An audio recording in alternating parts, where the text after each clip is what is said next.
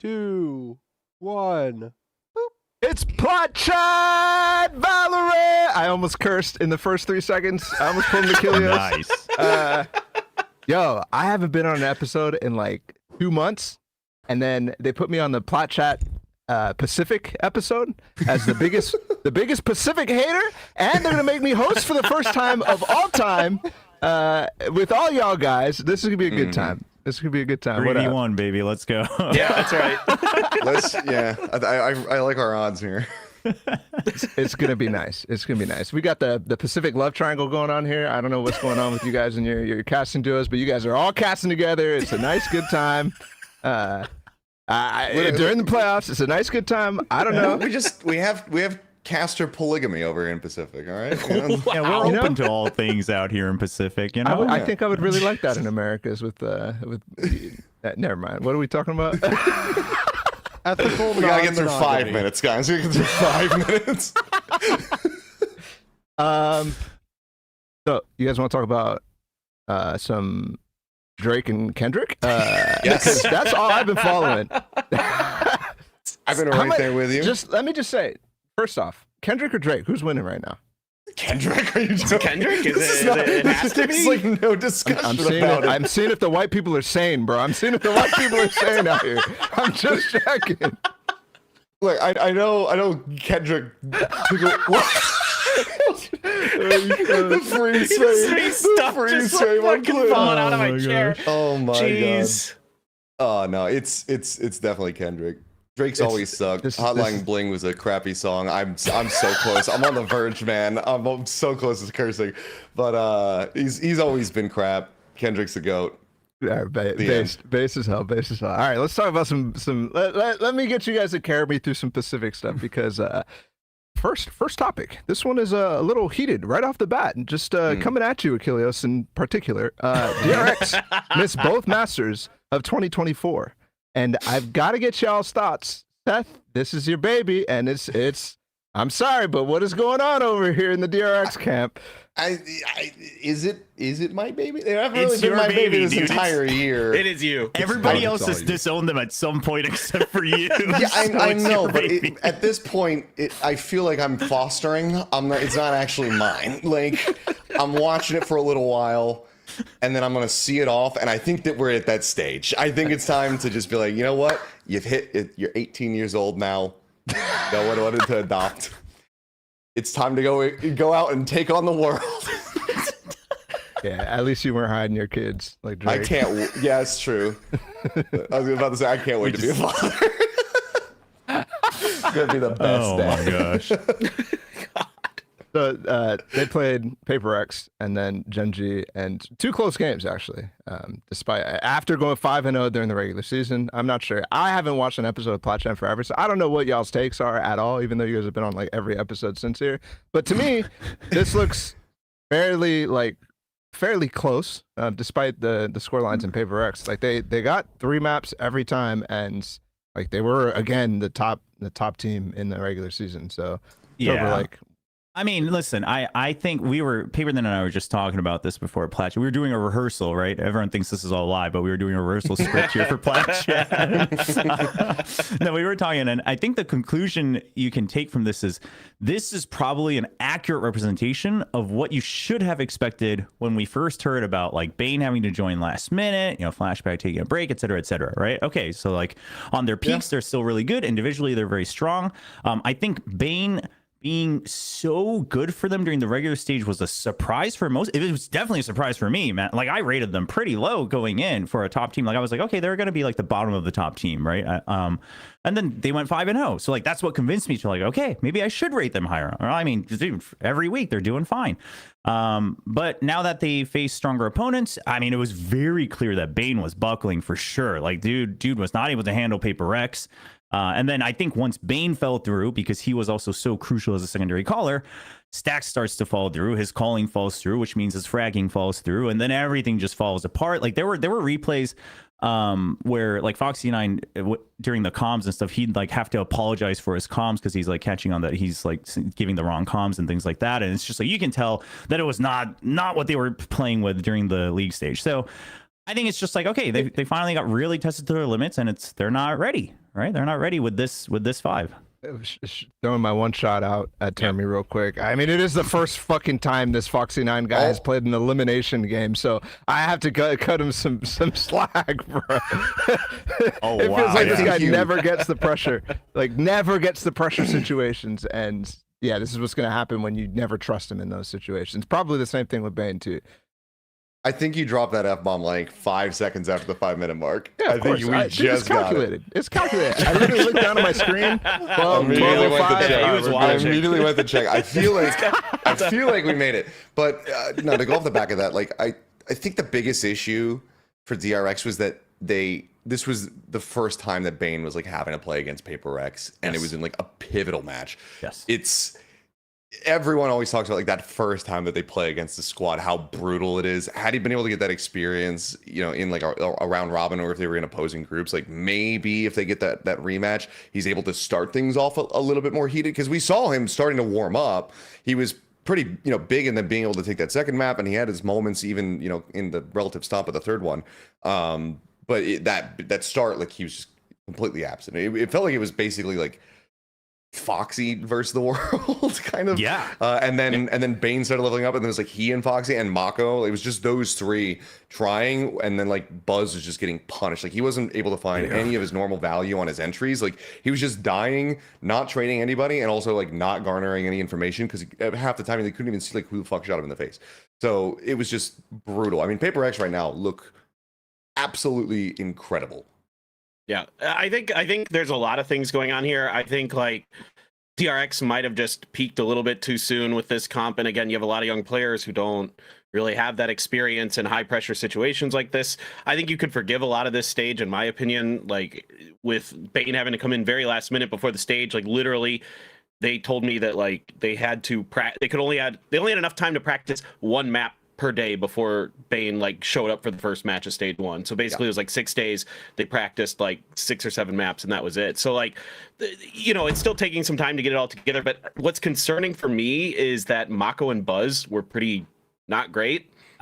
Two players who are usually like really, really good. And I mean, to the Paper X one, I can kind of like give them some slack on, because right now with the way that Paper X is doing their calling style, like Something and Jing are making a lot more calls for themselves with the team. So it's not just like Forsaken and Devi anymore, kind of like leading the charge. Like Something and Jing are allowed a lot more freedom to say, hey, we want to do this, we want to do that. And I think that's like really become problematic for the other duelists on the other teams, like trying to counter that, because they're so good and they're so versatile at playing off their own utility that nobody's really finding success against them. And you can't rely on Mako to have like those good moments on the back line for you. He's not coming up with those big clutches anymore, at least in these last couple of games. So it just seemed like it was just not the right time. I thought they were going to beat Gen.G. I mean, they were up 7-0 on Sunset against Gen.G, and I'm like, okay, they've done it. Like they've just kind of come together at the right time. Gen.G's fallen apart, but then Gen.G just caught that second wind. All it takes is that one round for Gen.G, and Texture figures himself out, and everything just came crumbling down. Yeah, I was going to say, I think the you know, young players against Paper X type of thing, an elimination game, pressure. Like, okay, that's probably valid. That probably is true and probably valid against Paper X, but against Gen.G, right. I don't think it's that That's not same valid. style, right? No, I mean they'd already beaten them, so like they did have that, you know, opening matchup versus the squad. I mean, they played against them multiple times. Granted, the first one was with Flashback, but I mean, what Paper Thin just said is very accurate, because Texture has shown that time and time again. You just flip one switch and suddenly he just starts going ape shit. He did the same thing versus Paper X. You think back to that Lotus, he was not doing anything, and then he pulls off that ace on C site, and then he just takes over the whole rest of that map. They weren't able to close the series, obviously, but you know, that one turning point to just at least get them over the line in a map is all it really is all that is really necessary for Gen.G. I think all things considered for DRX, ultimately, this isn't like that bad. It was still a really strong stage. They made it into the playoffs. It's unfortunately another 4th place finish. But given the circumstances, like, I mean, this is for actually the first still time a pretty in Pacific, right? yeah. But Yeah, this is still yeah. like Yeah. an overall good result, you know, considering the circumstances.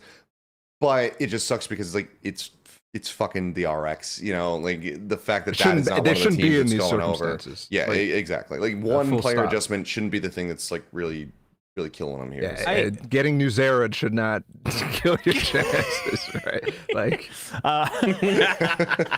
I will also say, I think credit to Sideshow. I think it was 2 weeks ago where he also mentioned that never he doesn't give that see. man credit. I know. bruh. Oh, don't, I'll take it know. away from him in a second, but I'll let him finish I his know. point. What are we doing here? I know. But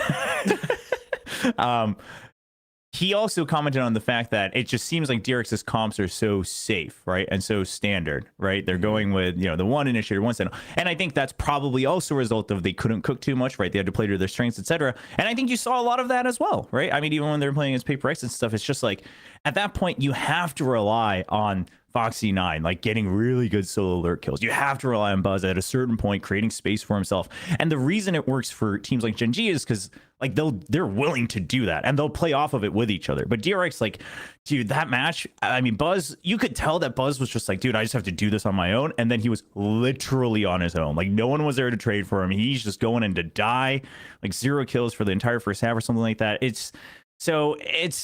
think it's just like all the limits of their teamwork, the compositions, etc. It just all came to light at the absolute worst timing. But like Achilleo said, in the grand scheme of things, like it's not the worst result considering all things. It's just like, oh, it kind of sucks the timing that it showed up. Yeah.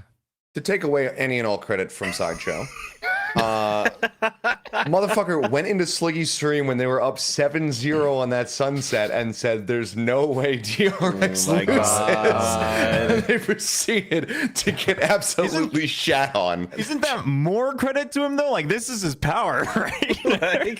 Why is he using it for evil and That's not for good though? I hate the way that he utilizes it. That is the issue. He's got billions of dollars, and I can say congratulations and credit to you on earning billions of dollars. But when you're not helping feed the homeless or the people who are starving out there, and you're just spending it on your fucking yacht, then fuck you. Go on, son. They not like us. They not. Let's go, son. They not like us. Oh, shit. Dude. Yeah, I'm here for this. God damn. Like for Sideshow, we don't want to hear you say curses no more. Fucking stop. Damn. All right. I didn't know you had it like that. I didn't know you were hood like that, Seth. Damn. Okay. Good. Let me ask a question though, because this is gonna be the last time we talk about DRX for a while on the show, because they ain't going nowhere. What does the future hold for them right now? Because I personally, I don't have stock in this particular roster as it stands right now. This to me, it feels like the last stand for the core of this team, basically Mako, Stax, Buzz, just kind of filling in where they can with Foxy9 and Bane and Flashback when it was before. It's the same sort of situation for me where it feels like they're just pieces that they're adding, and still the core is not getting where they need to be, and they're not happy where they're at. Even back, years ago, right? Like they've still been struggling with the same issues, and now they're also having their worst result ever, despite saying it's a decent result here in Pacific, even though Yep. I think they need an IGL. I think they need someone who wants to IGL. I mean, is that a Stax thing? doesn't really Is want that to a do thing? it. Stax doesn't want IGL. No. Wow. Well, he's even when Zest was on the team, like the reason they once switched to Zest being the primary IGL after Glow left was because Stax didn't want to do it and he didn't feel comfortable doing it. So they went with Zest primary IGL, and then they went back to Stax being primary IGL and Zest supporting, and then Zest obviously became a flex player that was only intending to take Foxy9 off of the starting roster. So then Stax had to be the primary IGL for all time. But I mean, you can tell the dude doesn't like it, man. Like you watch him in pressure situations, like he is so stressed. And I mean, and so is everyone, right? I mean, so is every IGL, but like you can tell it gets to him. Like it really damages his performance. It's one thing to always not frag and then have great calls, but it's one thing to get into a pressure situation and then not have good calls and not frag, right? So I think you can tell that it affects him a lot. Funnily enough, I know of a guy who plays controller that speaks Korean, has a lot of experience in FPSs. He's currently not playing for any team. He's on DRX. His name is Glow. Used to be a great IGL. Took down the likes of Solo. Yeah. That shit. I was like, are you going for I like thought he was- 5K here? Like, I was like, I thought he was where going is to this say going? himself because of his ratty ass Viper play in solo queue. I mean, this did almost happen as a reminder at Istanbul when Mako got the shitting disease like everybody else and had to go to the hospital. I swear, I don't know if I've Glow told the almost story got subbed before, in. but I asked Termi, like somebody fed me the information. I thought it was Glow going to sub in for Mako in that moment. And then somebody told me it was Termi who's gonna sub in, and I remember asking That would have him, been sick. I mean, they would have sick, fucking dude. lost. because but it they would've ended been up winning really that cool. game. Mako played anyway, so nobody had to sub Yeah. in. They won that game, and I asked Termi, I was like, "Oh, you ready to play?" He was like, "Yo, I'm frying in practices." I was like, "Damn, okay." Yeah. How yeah. quickly? do you Sorry, think- but that shit ain't happening. Let's be real. No. Well, I was going to say, It's not- how quickly but- do we but- think Finesse could learn Korean? Dude, no, forget that. Okay, in all The reality, fragging would be though, the same as Stacks, but the calling might. He would enjoy Wait, doing it. I mean, What's considering going how on fast here? he's What learning is Indonesian going and on? Japanese, Is like, Is this Glow's Twitter? Is that what we're looking at? what are we looking at? Retweets? Oh. Mr. Beast? Posted Dude, Mr. they Beast. all retweeted that, by the way. He That's lost really the money, funny. man. All the DRX players, Buzz retweeted that too. It's a Breaking free bonus. news. Are DRX broke? Are they not paying their players? What is going on here? Why are they trying to get into the Mr. Beast raffle? Kendrick has gathered everybody together to have an emergency meeting. We must retweet Mr. Beast. That's funny. In We all need new seriousness- PCs. The sponsors aren't providing. We need that 25K. Quickly go. In all seriousness, there is another guy who was very praised for his IGLing. He's not exactly a free agent, but I'm sure they could get him if they wanted to. All right. I think I know where you're going with I this can one. learn Korean. annyeonghaseyo. Yeah. You're there ready. too. But this guy yeah. wouldn't cost a flight, and his name's Yomat, right? He's Yep, playing in yep, Challengers yep. Korea. He actually did an incredible job leading a bunch of rookies into the playoffs. Like people didn't, as the second seed. So while maybe he's not 100% proven still because it's just Challengers Korea, like there are options. But I mean, even before this, he was on Rare Well, yes. Atom and Yes, was looking like obviously. potentially the best team in China. This And guy you know, he was is playing with what 3 other Chinese players, and then they had Stu on the squad. Yeah. So like, and then he's- now they're falling apart. So clearly, Yoman's value is, I mean, he's basically the Korean FNS, right? He disappears and that squad starts to really struggle and you wonder where it lies. So, I mean, there are options, but if you don't want to change your roster, like somebody has to become a very consistent, like secondary caller or take on IGLing. Cause I agree. I mean, I think, dude, some people say Stacks is IGLing is like some of the best in Pacific, but I disagree. I think it's just their prep. And this is nothing against Stacks. It's just like some people are suited better for IGLing and some people aren't. And it just seems like Stacks is better suited as a guy who has good comms and can set up his teammates, but then he also frags really well. Like that's the combination of his strengths. Joker's spitting right now. I feel the exact same way with DRX, right? I think in terms of IGLing and just how when they're playing really well is when they hook on to something that is the optimal meta slightly before everybody else, and they get to play it way more reps before anybody else, and they just knock it out of the park with that. When it's a solidified meta for a long time, for example, let's say Ascent, like you remember it, DRX used to be frying on Ascent all the time because they were leading cutting edge, like many different comps that went on Ascent, and right now, like it's everybody knows how to play. There's nothing new coming out on the map. There's no serious innovation, and so they force things that are suboptimal. I mean, we even saw it this weekend, yeah, with their Ascent comps against Paper X. and Yeah, Gen.G. they tried the Viper. Yeah, the cipher. Viper stuff. Yeah. It's that exact thing. So when you're talking about IGLing, I'm like, yeah, okay, I'm fully on board. So like, they didn't do IGL according to Chopra, but how do you even make that? What are you changing?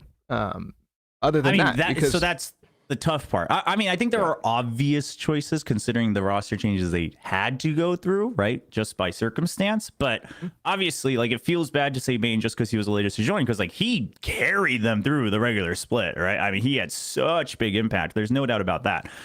So I don't know. It's the problem, and I think this has always been the problem with DRX, is that there's no clear, like, objectively weak link. There's always going to be a in-time relative weakest link in the squad, obviously, just with every team. Like, somebody has to be the weakest, but they all have their ups and downs, but they're all like pretty darn good. You know, they're not all world beaters, but they're all pretty darn good. So it's always going to feel bad to replace someone on DRX. So that I don't know. I don't know if we'll see any like real big overarching changes. Yeah, I don't think like so we're either. talking about the IGL and that kind of stuff. But my biggest curiosity is given more time, is Flashback gonna Well, back yes. for stage 2? Like, is that, or are they want satisfied him with how back? Bane's been playing, and then they decided to just run him? Like, that's my biggest Yeah. curiosity.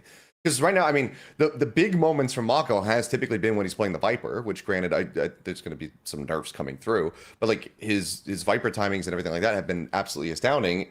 And when they had Flashback in, he was the one who was mostly playing the Viper, and it was Mako who was, playing that secondary controller, playing the main controller, playing that Omen and whatnot. So I think that would end up reshuffling roles a little bit as well, because I don't think at this point you'd want to take Mako off the Viper to put Flashback back on it. But then if Flashback's not practicing and ready to play like a main controller, then it's all just going to get destroyed and rattled around. So Termi also said that Flashback was always intending to play. They were always intending to play Foxy 9 as Sentinel, but the only reason they switched it initially at the beginning of the year was because Flashback requested to play Sentinel, and they wanted to make him comfortable. So it's like, obviously there were always these role, juggling that they needed to. That's the craziest shit I've ever heard, bro. You're making a fucking roster change without considering what the like. No. I mean, well, this was during the off season, right? I know, which is when they're making the roster change. Like, what are you talking about? That's crazy. That's insane, Termi. Oh yeah, let's put you on the roster, and I'm planning to play this guy on your role. By the way,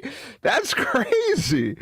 Okay. That's very DRX. Yeah. Also pretty DRX. DRX definitely have an issue coming up. I don't want to spend too much longer on DRX, but like the way that they've been handling the young players, mixed in with the core that they have, has been tragic, in a sense. And I don't see anything changing, because I don't think there's that many veterans to mix in with DRX right now in terms of a core, in terms of replacing some of the guys that you're mentioning, Chobra, in terms of Bane and Foxy 9 and stuff like that. I don't think you're ever going to be in a spot where you have mix of talent that isn't affected by the clout on DRX, the egos and potential, all that different stuff. I'm not saying they have egos. I'm saying in terms of the amount of experience that is on that team.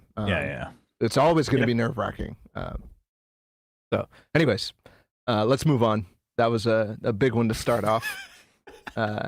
Let's start going down the bracket pretty much and talk about some of the other teams in Pacific playoffs, which is basically over, by the way. Just crazy how Americas hasn't even qualified yet, and and we're just like done. Yeah, you guys are done. You guys are chilling. days. You guys are about to be on flights to wherever the hell you guys are going.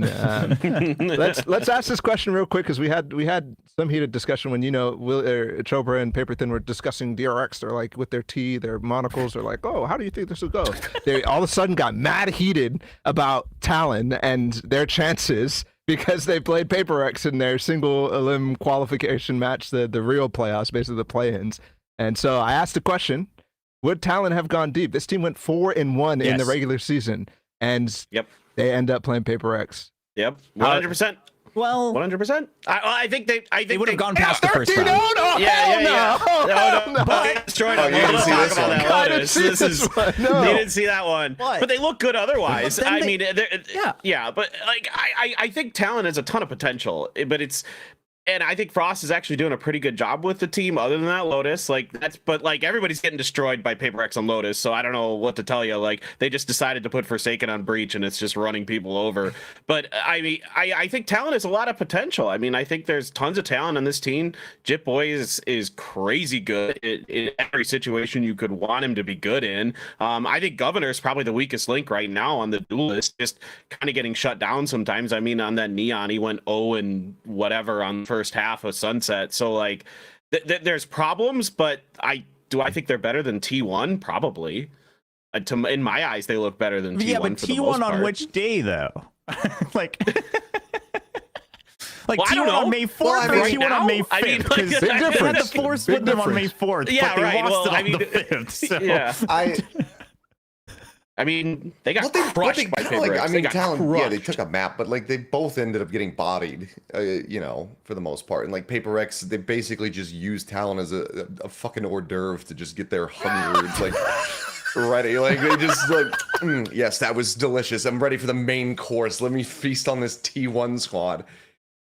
Well, They were in that main fucking match because it got them, it got them in pole position. They're in the Let's be grand real. final. Let's be real. But they beat All of him even Pacific more is an handily hors than they did d'oeuvre for Talon. Paper X at this point, bruh. Come on. Paper X Wow. actually, at this point. It kind of is looking that way. True. But like, I don't I don't think the Talon would have realistically like gone far. I think that maybe they could win like maybe they would win like an opening round in a double elimination and like fall, you know, or something like that. But I feel like even if we had a full double elim, they probably would just go 0-2 versus the teams that we had. I don't know. I think I favor T1. My biggest issue with Talon is I think that they struggle to figure out like what the fuck they're good at and like where their strengths lie, and they keep thinking like we have this thing and this thing is really good and this is what's going to be the linchpin for us, and then it just sucks. It just doesn't do anything. Like when they tried running Sova on Split and they're like, we had this game plan, we had this idea, and like this is the thing that we were looking for.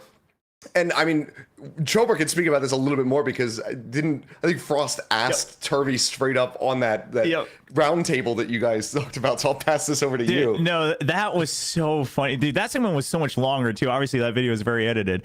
But Frost basically went on the huge rant about if he's on the fucking show. Yeah. But he basically explained why they picked it. And the crux of it was that obviously DRX playing with two new guys that aren't experienced on the stage, so they're going to throw them off. They basically studied, you know, the basic tendencies of these two players, and if you just pressure them with shock darts, you get rid of like the cypher stuff, and then you're just pressuring them with the drone, like they're not going to know what to do. And he asked Termi, and Termi was basically like, no, we never saw it coming. But it didn't matter. It's just like, well, you're not wrong. And Frost is like, no, I admit it. Like it absolutely bombed.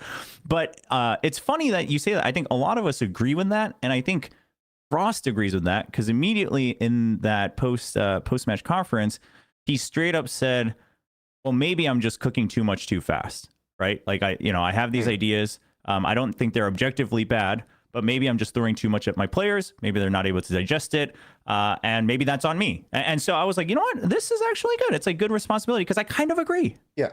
Yeah. I like Frost. I get on with him well. And I think that he does have a good head on his shoulders. But I think that is actually a pretty solid take. It feels like the man's trying to like solo prep Thanksgiving dinner, but he's already burned the mashed potatoes and he's like trying to get the turkey in the oven and like everything's just falling apart. Like just start with, you know, a little bit more basics. I mean, if you really do want to run a 6-man roster as well, like I feel like you need to have a lot more just fundamentals and just like different plays, different looks that you're gonna have, because like every time like Lenny comes in, which is every now and then, like people are gonna be like, okay, well now we know exactly what to expect, like because how can you split so much time developing strategies for, you know, like when Lenny's in compared to when it's, you know, Surf that's in and whatnot. So I think that just kind of reassessing some of that would be overall pretty good for them.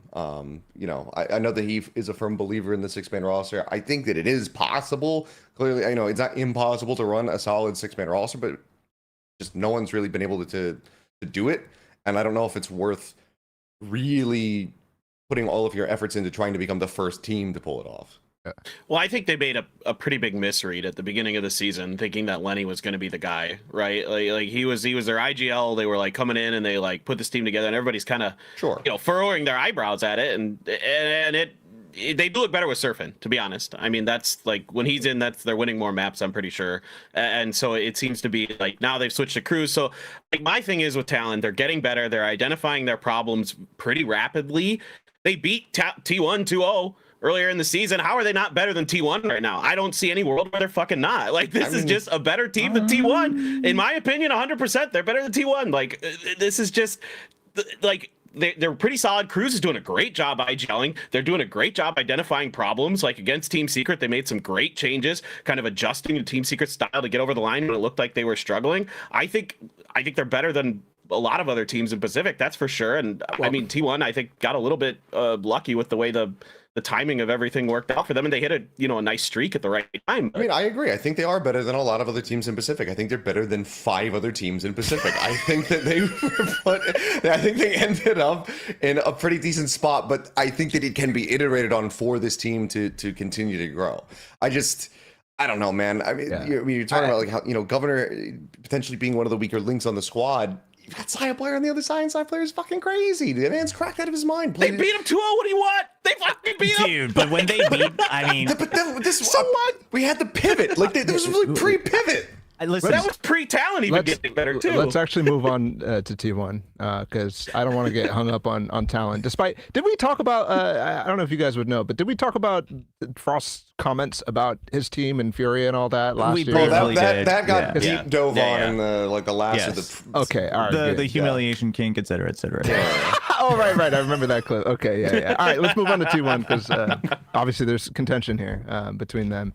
T1, long title, but also very funny. So I'll read it out loud for the audio listeners. T1 qualified as Shanghai despite being the only team to ever lose to DFM.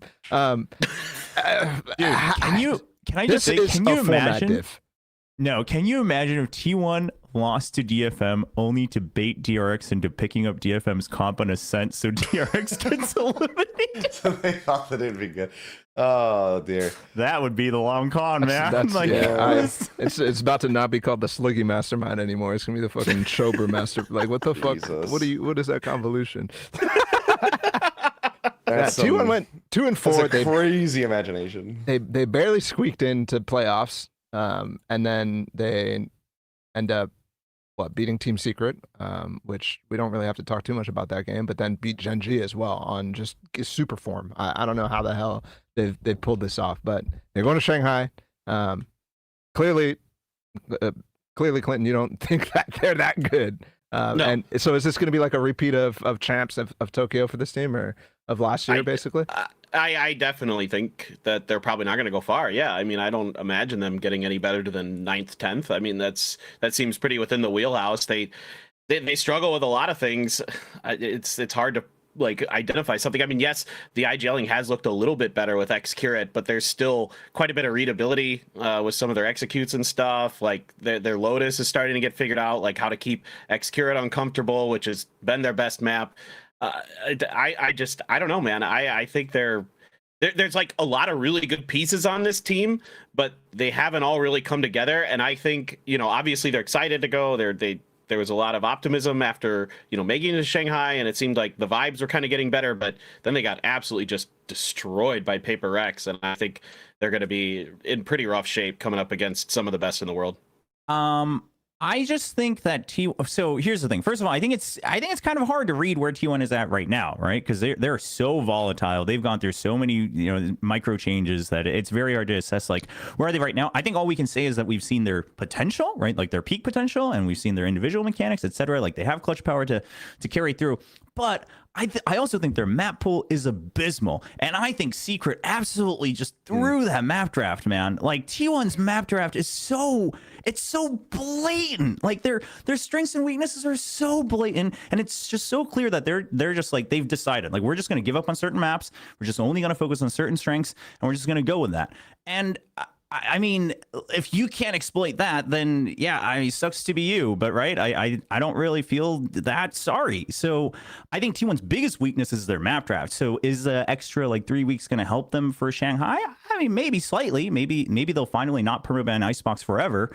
Fucking better help them. Yeah, I mean, I would hope so, because you're just basically going in with a loss. But I think that's their biggest thing, is that therefore it's also much easier to read them, because obviously they're only working on fundamentals for like one map at a time.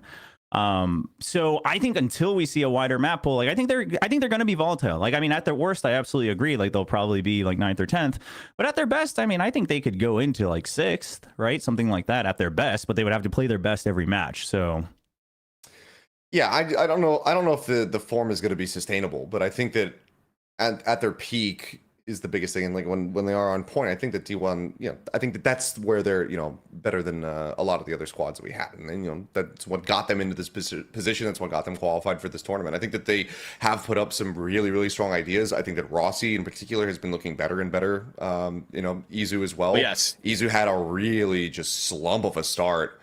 I mean, you saw how defeated he was at the end of kickoff when they weren't able to qualify. I mean, the man was crying on stage. So I thought, like, okay, he's going to come into stage 1 and he's going to be just an absolute fucking monster again. Like, even more so. Like, he's going to just give himself a kick in the ass and be ready to go. And then he just was just not there. Like, it took so long to get him going. But once he got going, those performances started coming back. You start seeing him be that pivotal guy who's clutching, round over round to really just keep them in it. And I think that the growth overall has been looking really good for them. Carpe also in the last couple matches Van's been back to fragging. You know, he's not calling. He's just like, okay, I'm free to just kind of focus on my aim and do my own thing, make sure I got my util where it needs to go. And overall, he's been putting up significantly better numbers than what we were seeing from him at stage 1 at the very beginning. So I think that they're in a good spot. The main thing for me is just continuing to enable Saya player, because clearly if you could just throw everything at Saya, like he can just put everybody on his fucking back and go crazy, especially when he's playing Jet. The Raze is looking a little bit more disjointed as of Always late. has. So Always has. Yep. sticking, I mean, in comparison, it always has been a little bit weaker, but I think we saw some pretty abysmal performances from him on the Raze this last weekend. But the Jet was just so damn clean from him. That guy's So so random, man. I don't know what it is with side player, but he is so random. Not only in performance and what numbers he puts up, but also just in his gameplay, man. Like, he looks like the most passive player in the world, and then suddenly he's fucking jumping, dashing forward type. Like, I don't know how to play. I would never understand. Maybe that's he should how warm up texture for, used to be. Yeah. Yeah. Maybe you should warm up for 4 hours instead of 3 hours. I don't know if you guys caught that, by the way. They were doing the duelist special in the Pacific content piece, and Saya said he warms up every day for 3 hours, even that's on match crazy. days, which is insane, That's dude. Probably a literally. bit too much. I'll tell you right now, that is literally. I'm no performance coach, but I'm telling you right now, that's literally why he's streaky. He should, yeah, maybe he should do like 4 minutes instead of 4 hours. It's insane. That's not a It's warm up. insane. That's I mean, I'm not practice, bro. surprised, by the way, like given how he streams and like what he does before matches and after matches whenever he turns on his stream. Like, I believe it. Like, I don't think I mean, he's lying, clearly but- somebody who has, like, his own system that he believes in for himself, given, he's the only one who has a fucking mini table that he puts on top of the Yeah. desk. And everyone, like, I keep seeing comments, because I don't think people realize that they don't see it in, like, the wide shot, that he actually has, like, a raised platform table that he places his mouse and keyboard on. And people are like, can we get him like a fucking booster seat? Like, why is Saya so low down towards the desk? Because they think that he's just so, like, he's just a miniature. He's actually just barely hovering over this thing. I'm like, no. Like, he does that to himself. That's how he plays. Oh, by the That way, man's the 3 hour warm up is absolutely like the norm. I bet you with pro players. I bet you that shit happens all the time. I mean, It's yeah, just- I'm sure there's a lot. It's just that the way he says it, and also like every single day, even on match days. But I also just want to add on, like, as much as I'm a huge Izu believer, like, I think he absolutely has the potential and the mindset to go big, maybe slower than some of the other guys, but it's just very clear that he has comfort roles, right? It's just very clear that he's not truly the flex that T1 needs him to be. Like, if you look at his stats overall this stage, like, he looks fine on the Omen, he looked comfortable even during kickoff, and he looks great on the Yoru, and then he looks pretty bad on everything else. And you can tell just even in his gameplay that he looks he's like waiting for other people's calls, basically. So I think. What Asian pool is this? Omen, Yoru. Omen, Yoru, Sky, Raze. Sky. How do we feel about that? I can and a TP. sprinkle of Viper. I'm good.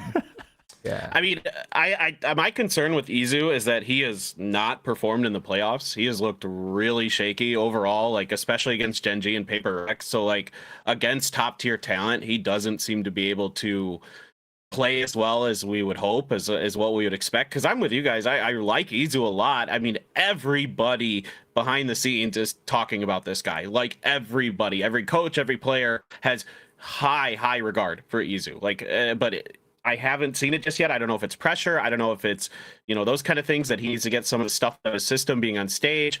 But it hasn't been what you would need. Now, if he could turn that around for Shanghai, if he comes in as a different player, then this T1 team is going to be very, very scary. But so far, the pieces just all haven't been fitting together at the right time. I mean, Rossi's playing great now, but he wasn't earlier. So is that going to continue? Like, there's all these big question marks. For I me, have about T1. speaking about Izu a little bit again, I think he was literally following a flowchart in some of these games where he was like playing just to what has been written down, and that's gonna be abusable. With that said, I think he did it perfectly in the game against Gen.G that I was watching, especially on a set, for example, his Omen play. Like, he's constantly doing the exact right thing, putting down the exact right smoke, falling down to the exact right position, not giving up too much to force his teammates to save him and stuff like that. He was like literally doing the stuff I would want him to do the best. And yeah, maybe he's not getting the frags, but as long as you do what you need, then I'm going to be happy with you. And that's kind of how I felt with him. Yeah.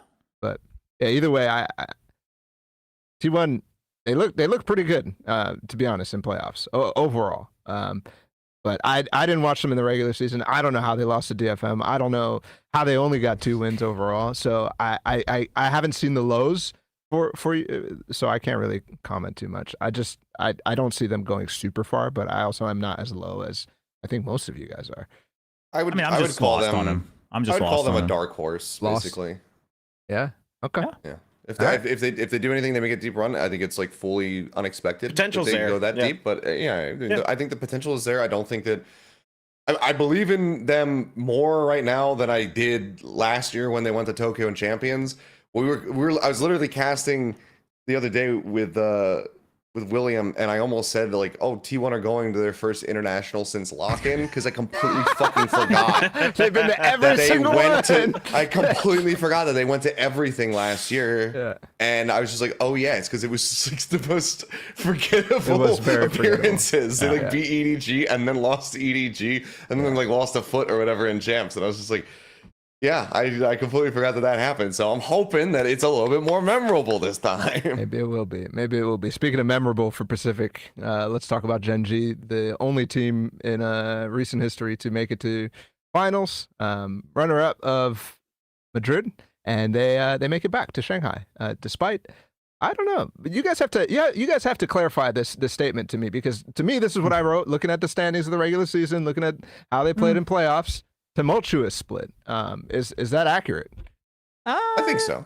I mean, I think if you're going to do a direct comparison to how they looked at Madrid, then yeah, it was fairly tumultuous. I mean, but we've been seeing that with pretty much every team that was over at Masters Madrid. Everybody's been suffering. Sentinels aren't in the playoffs. They don't even get the chance to try to make the run back. Winston Carmine, has been suffering. So it's just kind of like what Gen.G, Heretics, the Chinese squads, I guess, because like FPX and EDG just are PaperX. always kind of near the top, and then like PRX, PaperX. like. But for the most part, like a lot of teams have been struggling, and I think Gen.G on the return, like they certainly had their moments, but I wouldn't say that I saw like that real kind of like Madrid form of Gen.G probably until like that second half of Sunset onward. Yep. Like that's when it just kind of like they just turned it on again. Everything up to that was still a little bit shaky. We saw like Charon, especially like in that the series versus T1, like not really finding nearly as much value, not fragging and clutching the way that he typically does. And then as soon as we got into that second half of the series versus DRX, like everything just realigned.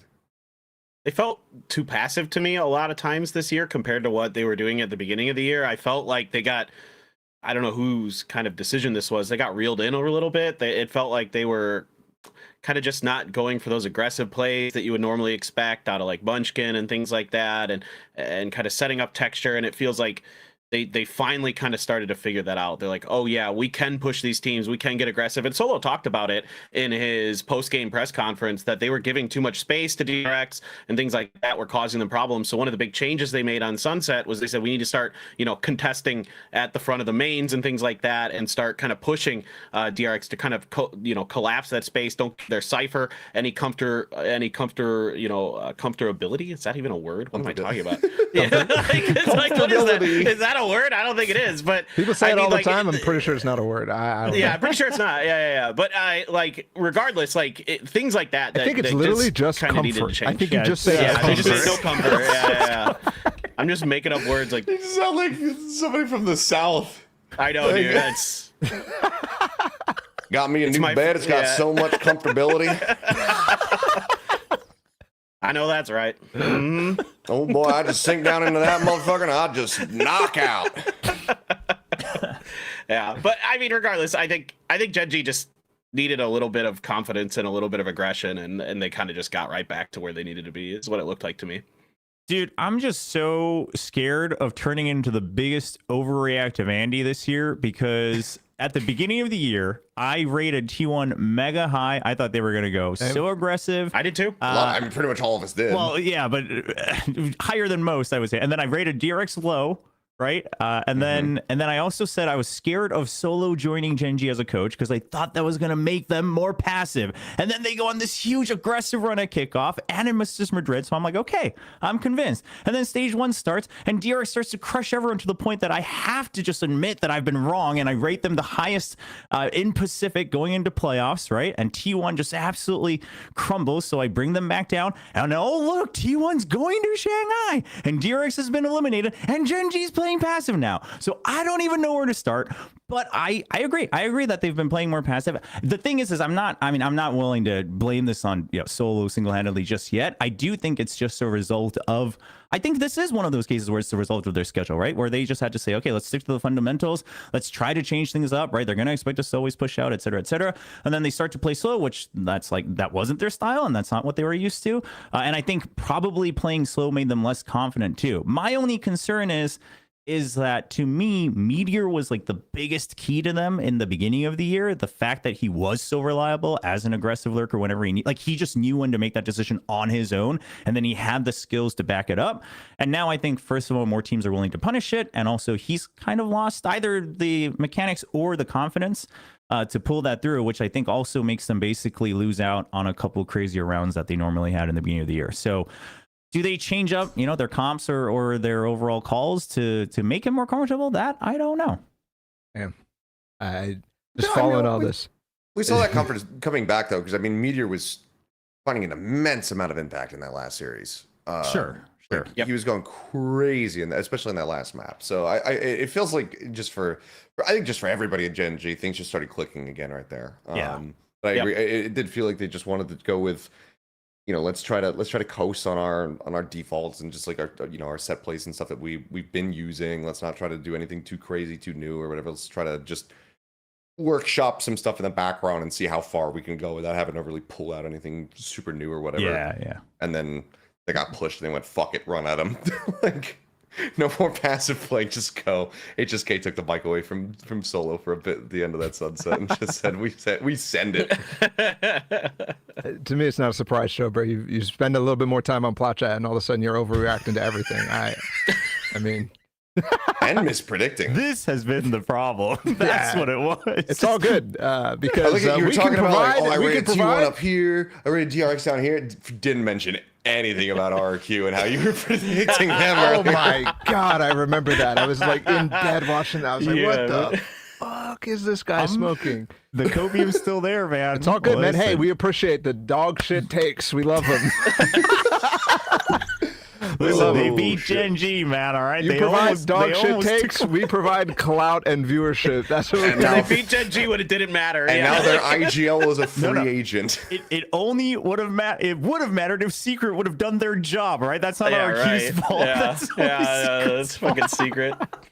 Fair play. So, to bring it back in real quick, one question. They're going to Masters. Are they going to be able to make it top 3, top 2 type of thing? Are they going to be able to repeat the success that they had at Madrid? This is a deeper pool, but also you don't have the likes of Sentinels. You might, I mean, honestly, in Americas, we don't know what the hell is going to happen. We'll talk about that in a bit. In the MEA, like, Fnatic looks mad weak. Na'Vi look like they might be the best. We're still potentially going to get Carmine Core and Heretics again, like, which didn't go that great at Madrid last time. In terms of the pool, I would say probably we're going to get a weaker pool than Madrid, despite, to me, Madrid actually being a pretty weak pool in the first place. I think the one change, we might get like Leviatan in Americas type of thing, which could be scary. I don't know. Are we feeling the same way about Gen.G right now as we would have been after Masters Madrid? I'm willing to. I think it's still worth having hope, right? Like if you're a fan of Gen.G or if you just simply liked how they've played, I think it's worth having hope. I don't know if you can be like confident that they're going to be top 3, just because obviously it looked a little shaky. But also there's going to be a patch, right? So I think. Oh god! Oh my fucking! Oh Jesus Christ! So teams that are willing to rely on firepower, right, and go for just trading, like I think it's going to favor them to be a little more stable actually than they looked during the regular stage. Kurt, y'all talked about the patch last time. Can we get a Kurt voice in here? Y'all talked about the patch last time, right? Yeah.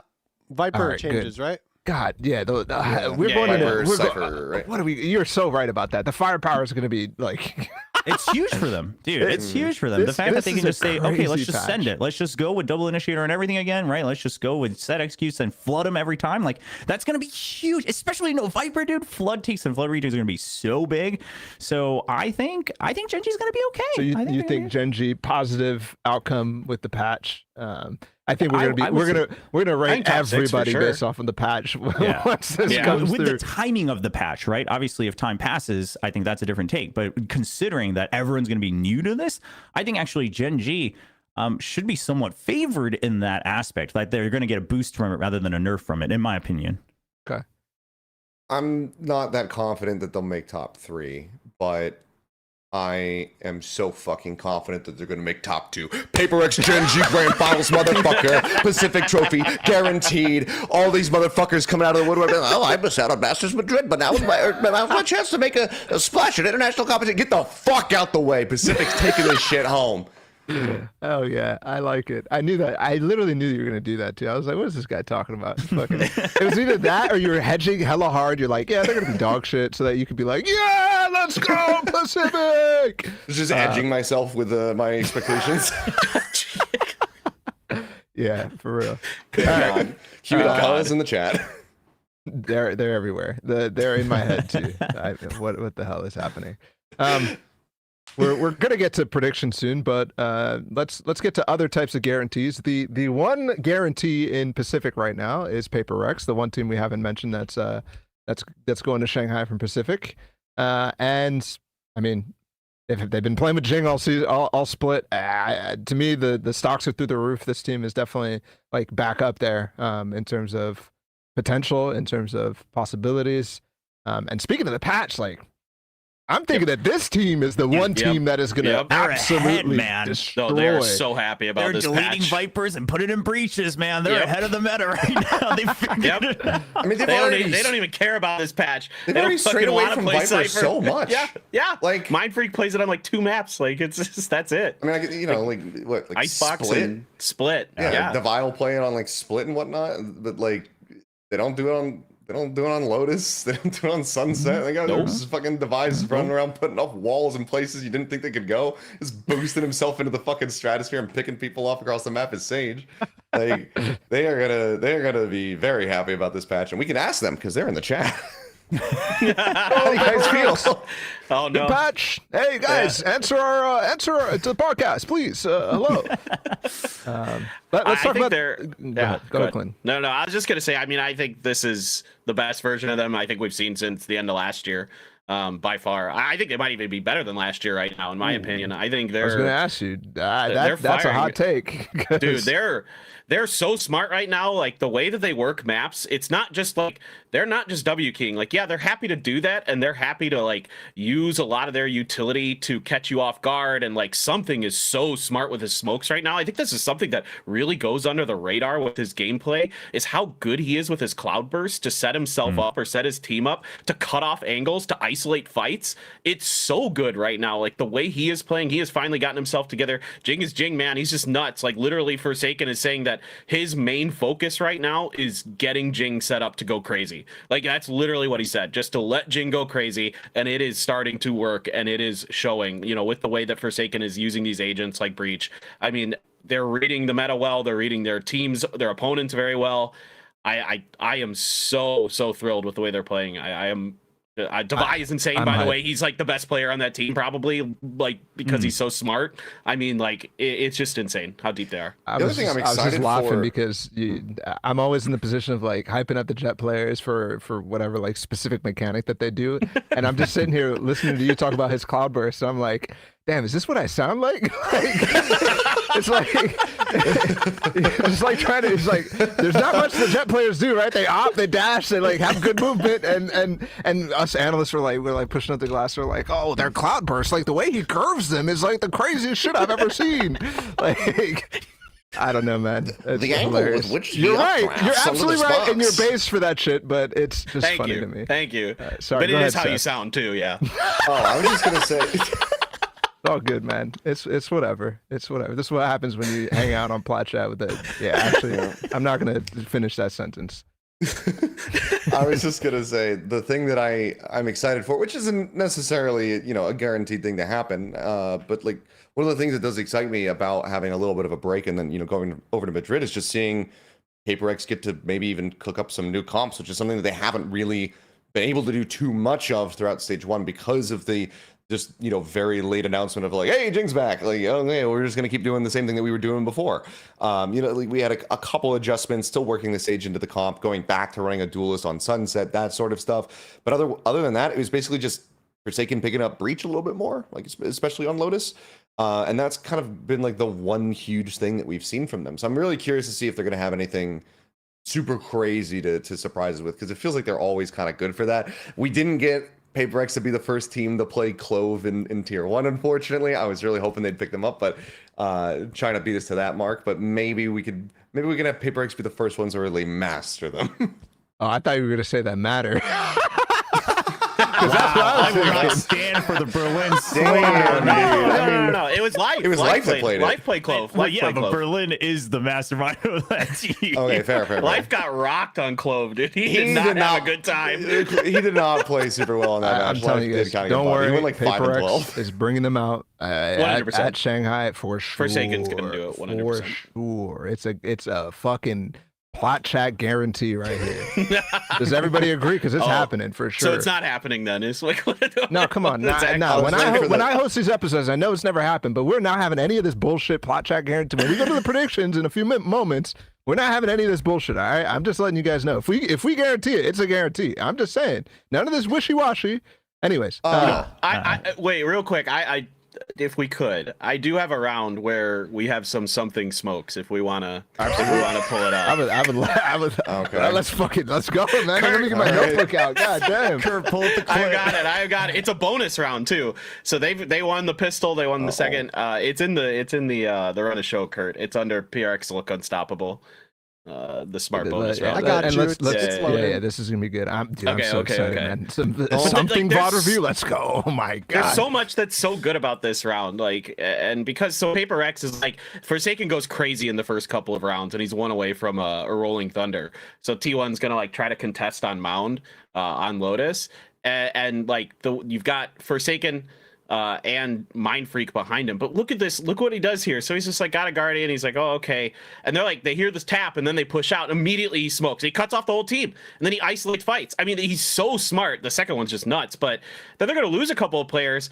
But in the meantime, like they make this great read. Like Device in mid and like, he's like, let's go. We know that there's one player because they saw 4 on C. So him and Jing say, we're going to try to take the fight to Saya and we're going to 2v1 him. And that gets him a Vandal. And they take the round. Like these instant quick decisions that they make off of information is so good. And I just wanted to highlight this round because I loved the way that they played it. Like they're so smart on the fly. Yeah, that was crazy, bro.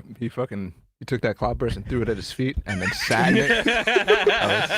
He just stood there menacingly and shot them in the face. That's right. Dude, this is my biggest fear when casting live because it's like, dude, if you can't pause and like draw shit, like things just sound so much worse because you're like, dude, did you see that smoke? And everyone's like, yeah, it was a smoke, dude. Like, no, that is something.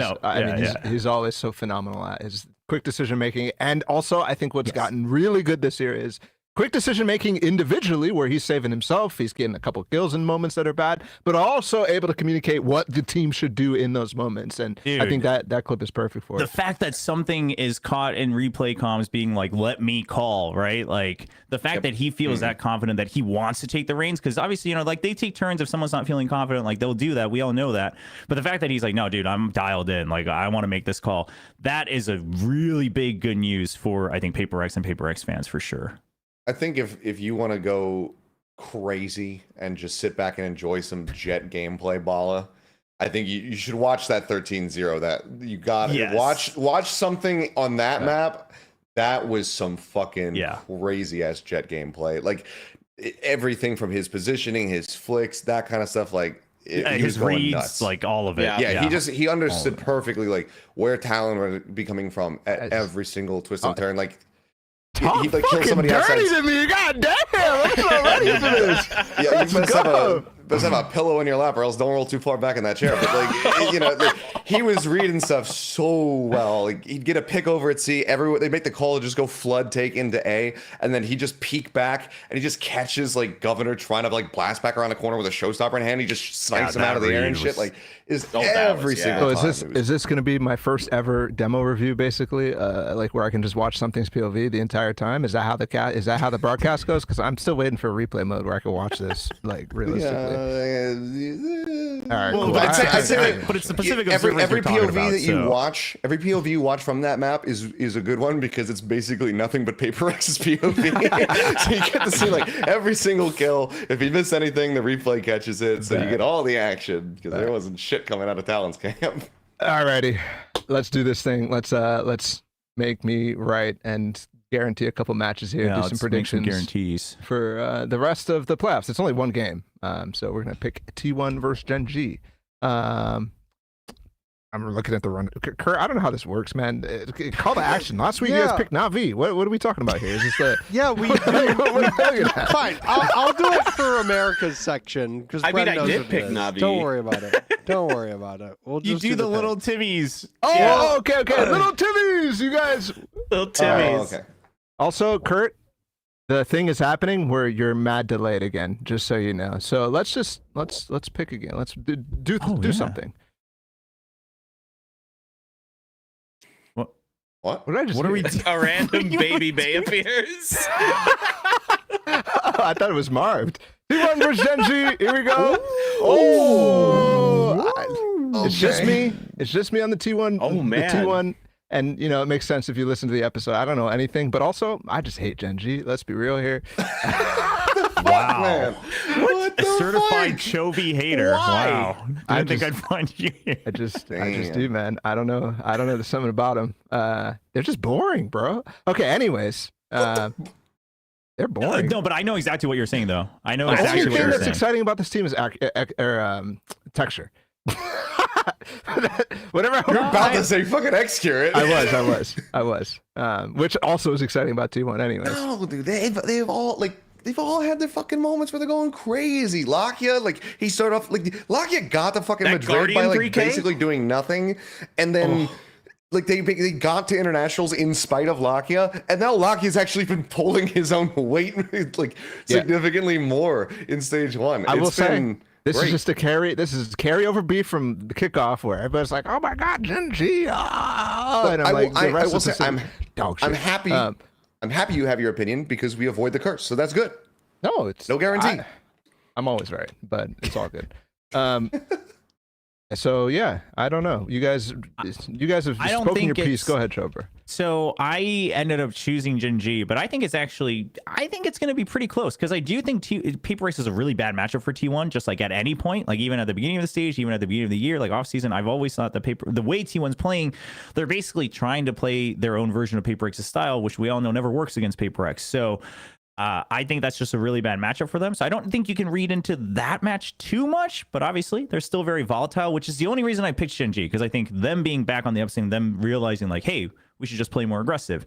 I also think Gen.G is gonna. I don't think they're gonna hold back as much, right? Because if you can get the extra points and you can go in as a first seed, if you can get the extra 3 points, like that basically pretty much locks them in for champions no matter what. Considering they don't lose every game in stage 2, so. I think this is a good time for them to go all out, right? Regardless of whether they show things for. Also, it's going to be a new patch anyway for Master Shanghai, so you might as well show everything anyway. So I think Gen.G's in a good spot to do that, and I don't think 1 week is enough for T1 to fix their map pool. So that's the only thing for me. But I agree, X-Curate is the most exciting thing about T1. All right. Yeah.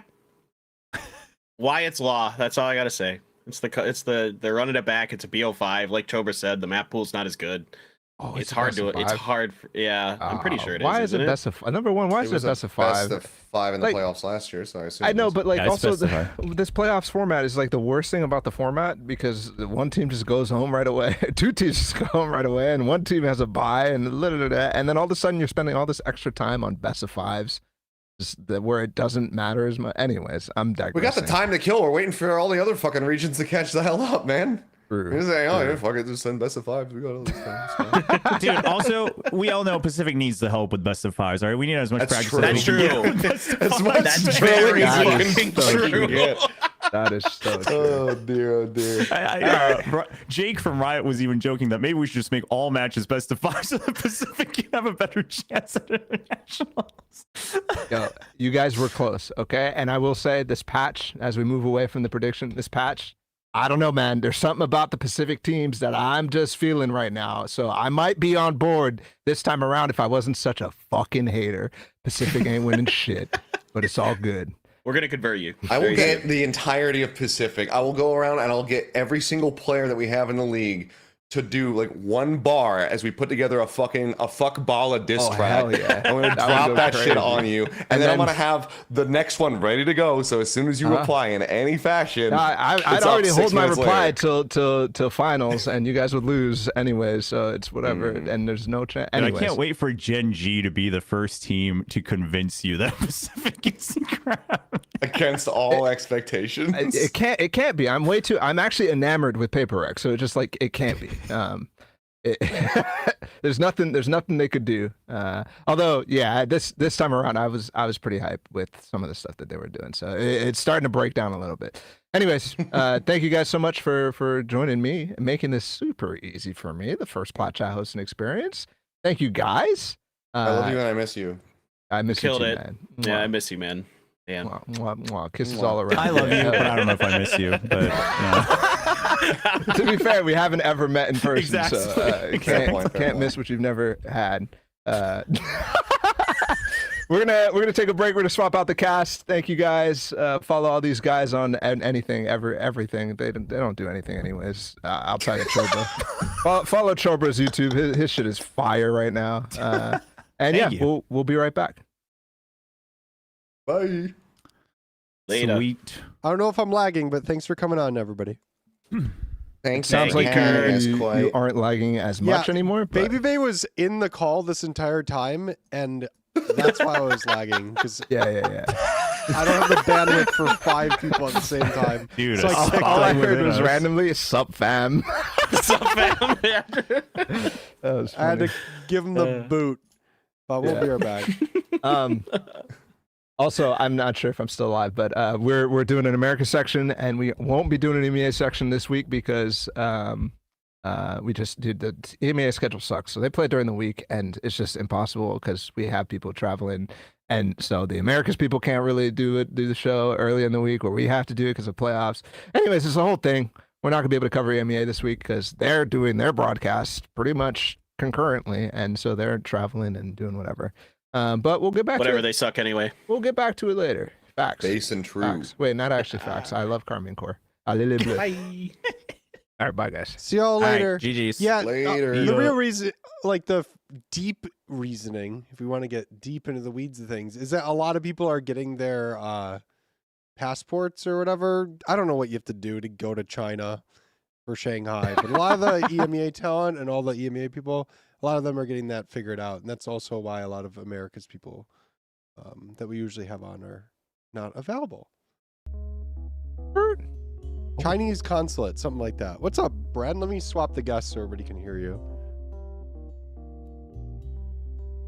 Oh, I actually have to manually put yours in. Bren's a special guy this day. He's a little guy. Brandon, you sound like, I don't know, you sounds. Never mind.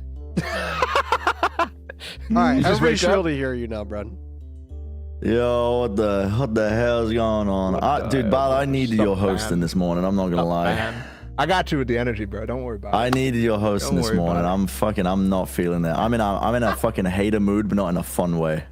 Oh hell I'm ready to ruin my fucking career. That's a great recipe when you got the fucking master manipulator over here. Actually, whatever the fuck. I'm gonna instigate. I hope you know. Okay. Hi, Buen. Hi, Bala. Hi, Hello, Vansili. Vansili. I don't think the people can hear you, but they will soon. Yeah, they can hear him. Hey. Oh, hi, chat. Can Dude, give me are you next to a Canadian freeway? sup, fam? Yeah, I left my. I'm sitting on the patio. Seriously? We can hear like cars That's a and stuff in the vibe. background, or I can. Yeah, we'll fucking deal with it. Also, Okay, hold on. let me you are close my just door.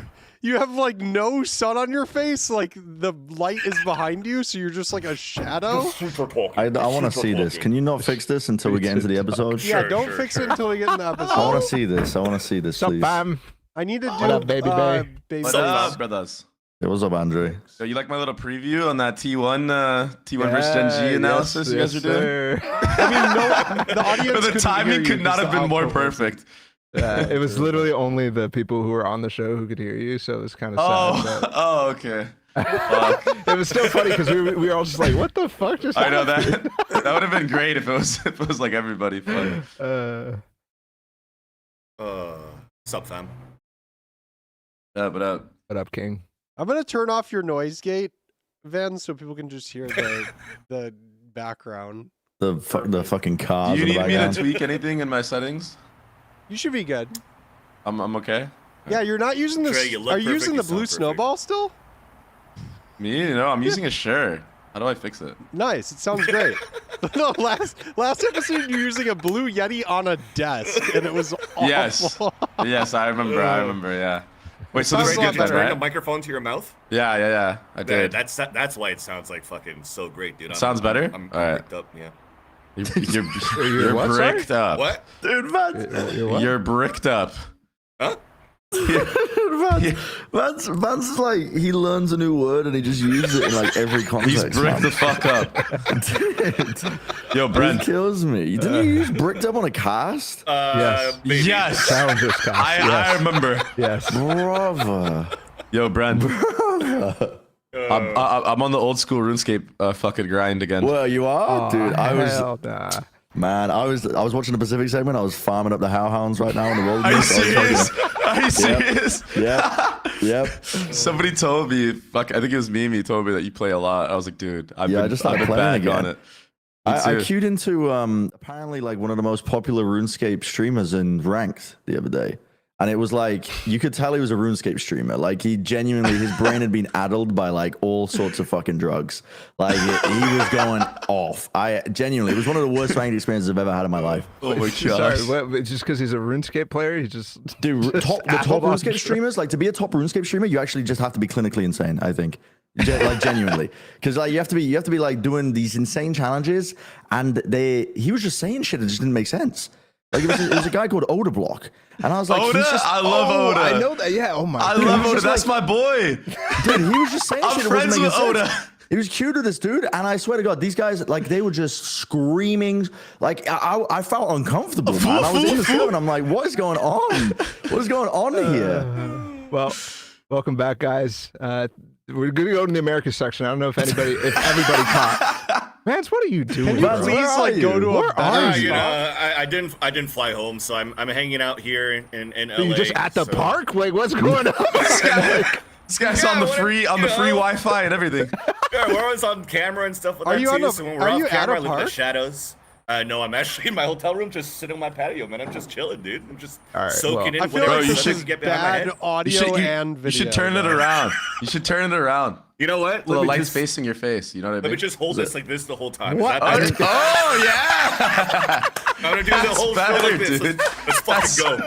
that's way better. Florence Nightingale looking ass. Take this torch. You must not go alone. I would like The way to ahead thank is dangerous. No, it's okay. It's gonna be like this. It's good. It's good. We're good. We're good. Yo, I'm actually mean, this- happy to be here. By the way, you know, it's Ballin said it's been 2 months. It's been a Plat chat. Me, it's been like a year and a half. I got a 6-month kit now. I got a fucking house. My fucking right Holy side single shit. nipple hair has grown back to its regular size of 2 inches. I'm drinking box wine in a bottle water because I ran out of water in my room. I fucking live in bad.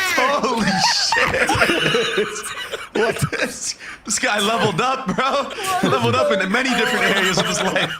Oh my god. Wow. You know, I was. That's I was impressive, like, man. I was planning. I was Congratulations. like, dude, like, I got all the Americans with me now, the Canadians, all the homies. We got to talk about the Kendrick Drake beef. Like, this shit Oh was my like that. gosh. And Dude, then Van Drake just is comes through. cooked. Yeah. He's fucking cooked, man. You He's guys cooked. are asking me as a Canadian to try to defend Drake. I can't right now, dude. I just can't. There's I'm no, gonna- dude. There's not. Let me he just needs to give J. up. Cole this shit and just walk away from this beef, dude. I think 'cause that's what he I did, don't want to man, stand yeah. in between of this, dude. I mean, Yeah, the Drake's last getting one he released was definitely a give up type angle for sure. He was like, I don't want any more of this smoke. One last try. He's like, I don't want any yeah. more of this smoke, bro. I lost. Like, let me get out. You press F10 Yeah, you got the- and Got the fake exit comeback game. out of Drake for sure. For real. He's gonna dodge the next lobby. Yeah, that shit. This shit's crazy, bro. I don't know, man. I'm up every night waiting for the fucking next thing to drop. I'm like, I God. just- and like 2 days ago, I was like, I don't care at all. Like, I haven't listened to rap in like I don't know how long. And now, dude, I got into just a little bit, and then I went down the fucking rabbit hole. I'm in there. I'm like, It's God crazy. damn, we got to start diss tracks on Plat Chat. Like, what? Yeah, Yeah, I'm we- not gonna lie. Dude, we- Kendrick is inspiring. He's a fucking D1 hater. The way he's going after Drake with this shit, like actual Division 1 hater. It is inspiring the shit that he's coming up with. I mean, what's going on in my life, the fucking second track, the Meet the Grams, that was just straight up villainous. Like that's the fucking that was It's haunting, bro. Dude, I was listening to this shit. I'm like, what is going on here? Like, what the fuck am I Crazy. listening to? Like, Dude, genuinely, you actually can't- sounds It's a bop. insane. It's a bop. Like, Yeah, it's bro. a club song. It's Yo, a club song. No. Club You're talking about song? not like Is it us. the other not one? like us. Oh, No, yeah, it's the you're other one. talking It's the about- other one. My bad, we're not my thinking bad, about the my same bad. song here. My We're bad. talking about the fucking haunting piano track that's just Yeah, in the that one. background. Yeah. Yeah, no, Yeah, not stab like on that us. That's what I was talking about. That one's an actual bop, man. Like, Have you already been to the club? Okay, Have you already okay. been to the club, Dre, since that shit released? No, I haven't. You sure? I've been That's too not- low key, man. It's weird. I work the weekends now, you know. Back you didn't go out last night? Back- Is that no, what I the didn't. shades are on today? I didn't, man. No, my eyes are just messed up, bro. I got my own shade.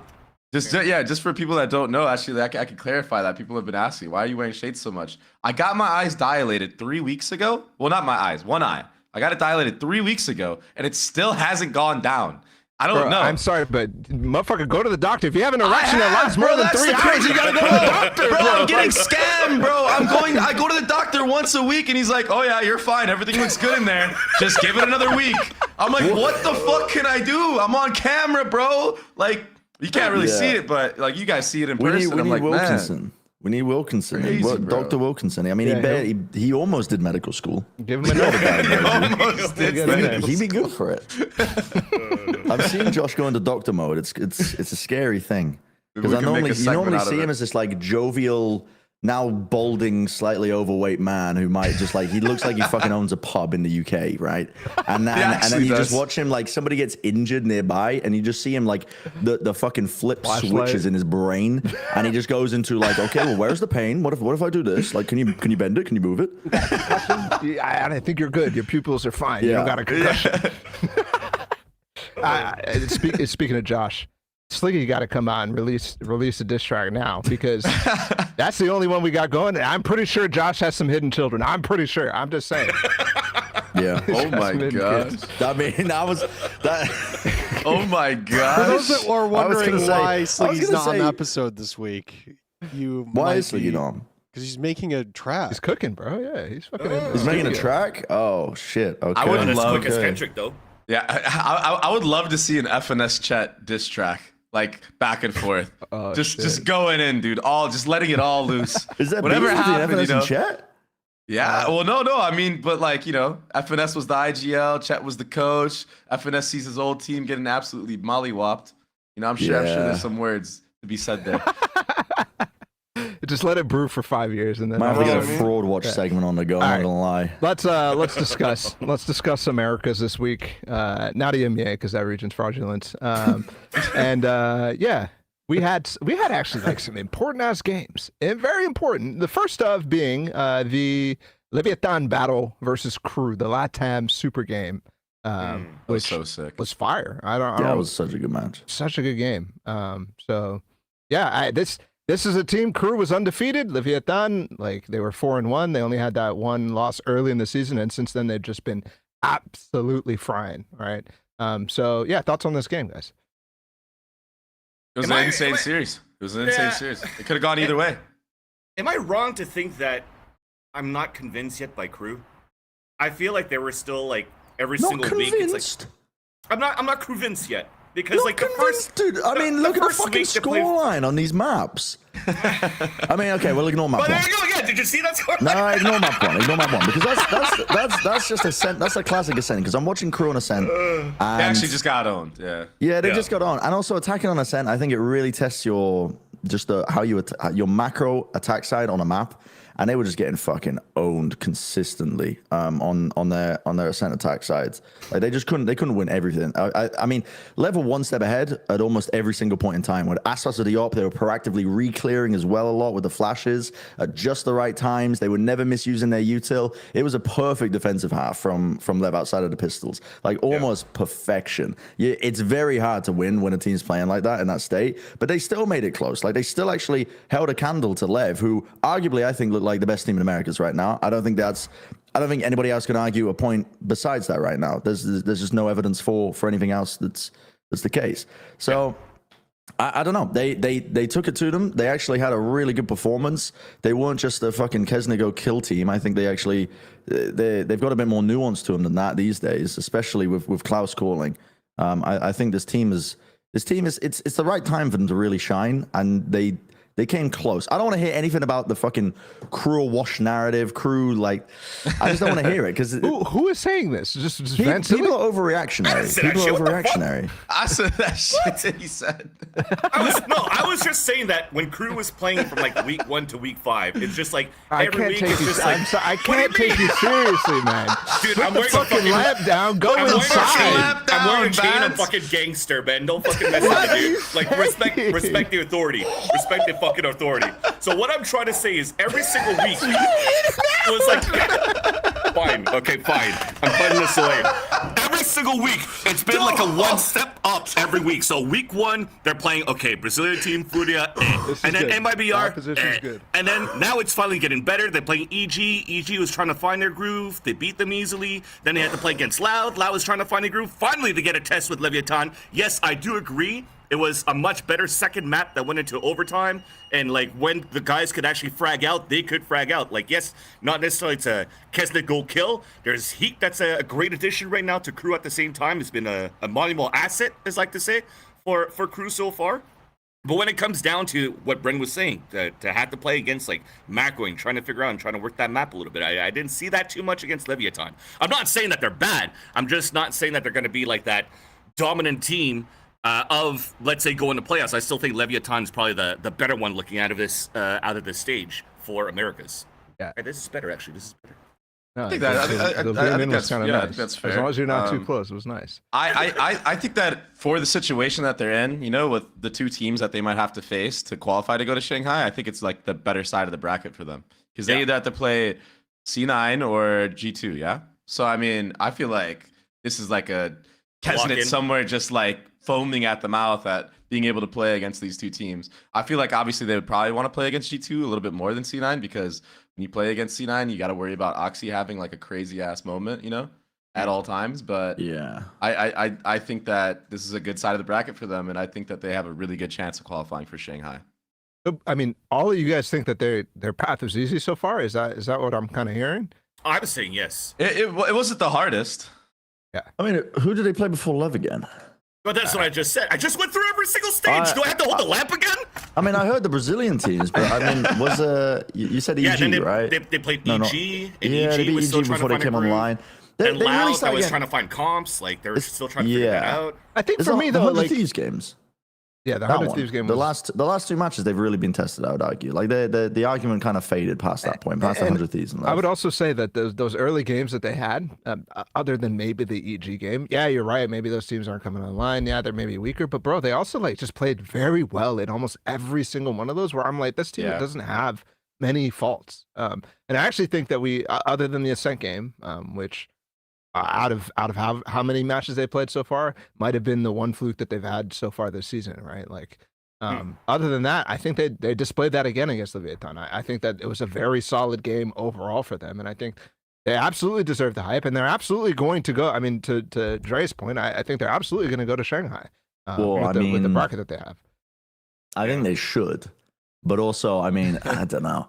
I just feel like if they Cloud9, the trouble is with Cloud9 as a team in their side of the bracket. When I look at Cloud9, I'm like, They are such a. I keep using the mud analogy, but they are a fucking muddy team. They will drag you into the mud and they will beat you to a fucking pulp with Oxy at the front, man. And they're just gassing Oxy up. They're fucking giving him. They're giving a little bit of Trent on the side, so he's fucking looking big. You know, he's looking mean. He's looking fucking mean on the side. That's the type of team they are. They'll support Oxy till the fucking bitter end. Vanity will sit there with a fucking classic and half armor and just fucking. And he's eating like rations, man, in the sides because he wants Oxy to be a big growing lad, like in all of their games. I feel like they lean into that so hard. They lean into the brawl, and Crew can fight back, but I just feel like for some teams, it's not that they can't punch back. I just feel like, I don't know.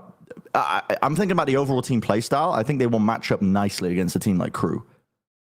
Yeah. So I agree with you a little bit, but let me just play the devil's advocate, because I felt like EG is a team that's also kind of like, they played like this crazy contact style on every side of the map, and it was very scrappy, very brawly. And when Crew played against them, and by the way, like I'm not saying that EG's at the level of C9 or they're even like that close of a play style, but Crew dealt with it really well because they are all mechanically very, very talented. Yeah. So the difference is Oxy against a lot of these teams that he's been farming, he can abuse most of the players on the team.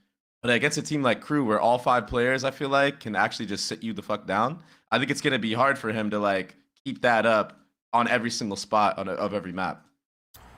I mean, Kurt, let's just move on to the next. We haven't talked about Leviatan. We'll come back to them, but let's move on to talking about Cloud9, since we're like basically previewing the potential matches that they have.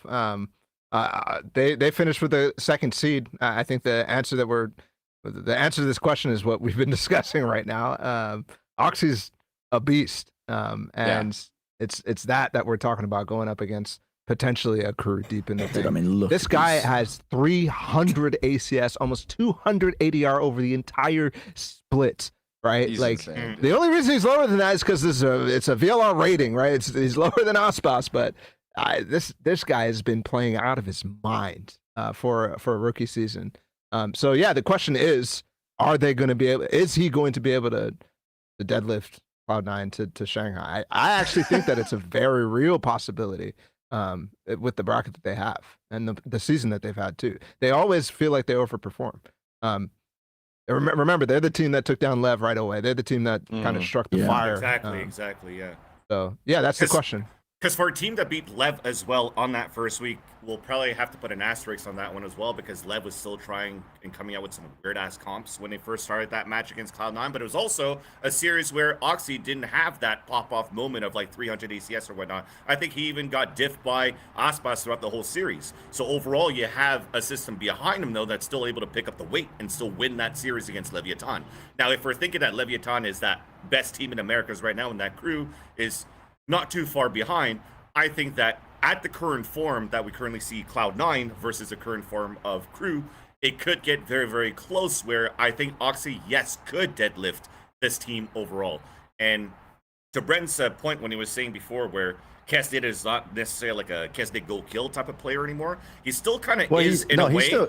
He still kills, but it's just not, the team identity isn't like, more we're comfortably, going to set Kesnet up 100% of the way. Exactly. They'll push him into a 4 position. They have a bit more nuance to them when you watch Crew, I feel like, when I watch them. That would be a sick-ass matchup to see, but this is all saying that they're going to have to go through G2 in the first place, but I think that should be easy, I think. I think I mean, to me, I see a lot of weaknesses in Cloud9, right? Like I see them often. We're talking about the slow map start or whatever. They barely win the first maps and all that. But when it comes down to actually what happens in those games, sometimes it's just I don't know, very, very low energy, other than Oxy, and very disjointed in terms of like what ideas they're going to.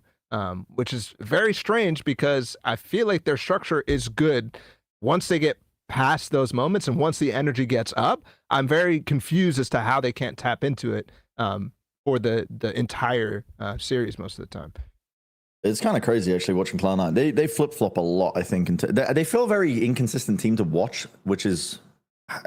I think it's because you see the rounds where Oxy gets like a 4-piece that they never should have won, and he wins them, and then that carries them over the line, and that's such a consistent factor that it feels inconsistent. And also, the stuff that I think that they do really well sometimes doesn't even show itself in like a map, which is like their retake protocols. I think when the way that they play retakes or the way that they play off of each other and communicate in those, like when it gets down to the moments where like, oh, they're gonna try and the moment that always lives rent free in my head. I can't remember who was it against. It was on Lotus on the B site retakes, and they were just frying, man. They were sublime in terms of just the way that they were taking. Like, we're gonna fight over the baby door angle, and at the same time, we're gonna cause just enough of a distraction so that they can't hold the heaven angle and whatever else. And they were so in tune with each other there. But then other maps, it just goes amiss, the complete wrong direction. So they feel like a very weird team to just try and believe in, because you can't put a pin in what makes them a good team, because sometimes it's just not even there. Even the factors that I know that they've shown that they're good at. I don't know. They're a strange one, Cloud9. And I know that we live rent free in this team's head as well. They're always fucking using Plat chat for Cloud and all sorts, man. So I don't know if I need to be enlightened with this team. It was like, what goes wrong with them on certain maps to just throw away so many advantages and leads. Like this map here is a great example. Like I wasn't even really watching it. It's a useless game, right? Because it's only for the champ points. Yeah. But throwing away advantages.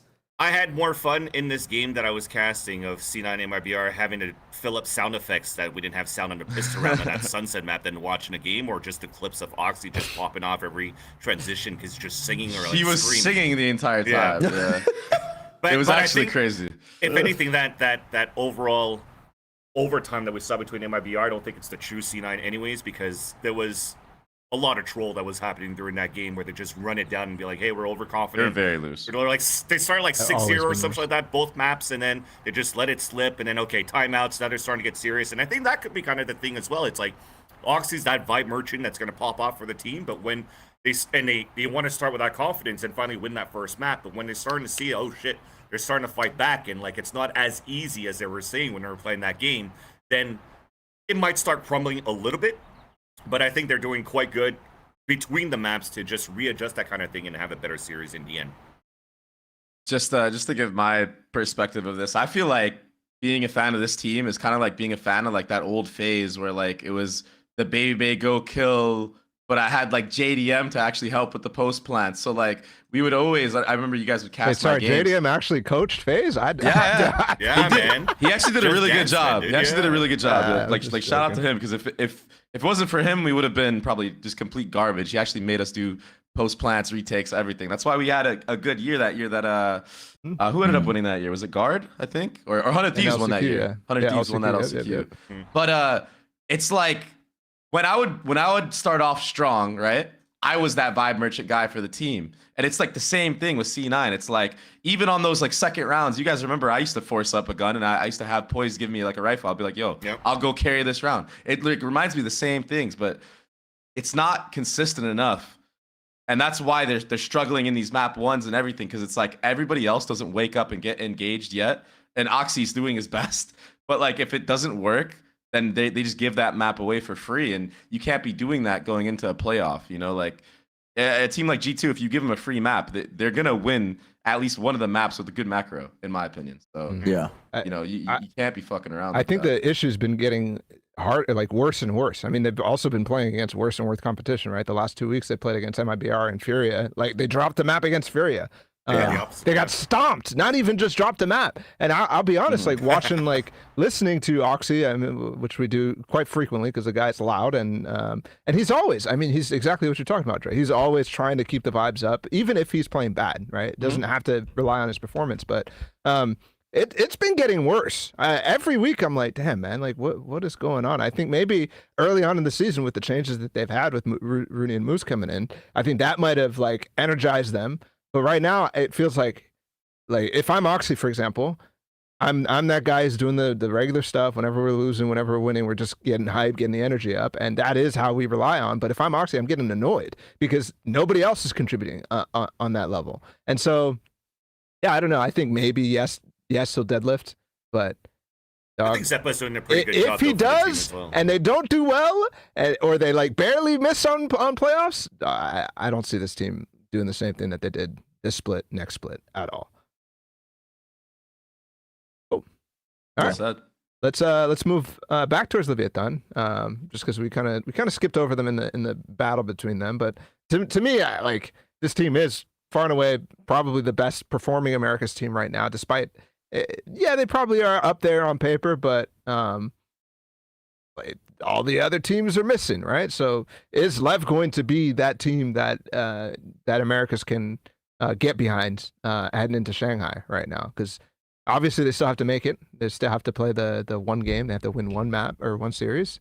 So yeah, how are you guys feeling about Lev? Brent, I'll start with you because. With me? Yeah, you. I see. They look good. They look good. I think this team is like they've turned a leaf. Right now we're in a real nice meta game, I think, for teams that are getting nice and proactive at the right moments. And if they have good enough game sense, whoever's calling for them to recognize those moments of when they should go for like a flash re-clear of areas or refighting over different spots based on what they're seeing on the map at a given time. I think we're in a really good meta for that right now. Just based on like the map pool, because I don't think you can get too fancy with maps like Icebox and Breeze, and even Ascent as well. I think that those maps, the bread and butter of them, of how you win, is having a really firm understanding of how you want to play like the defensive rounds and when to just sync up the util to try and fight for advantages.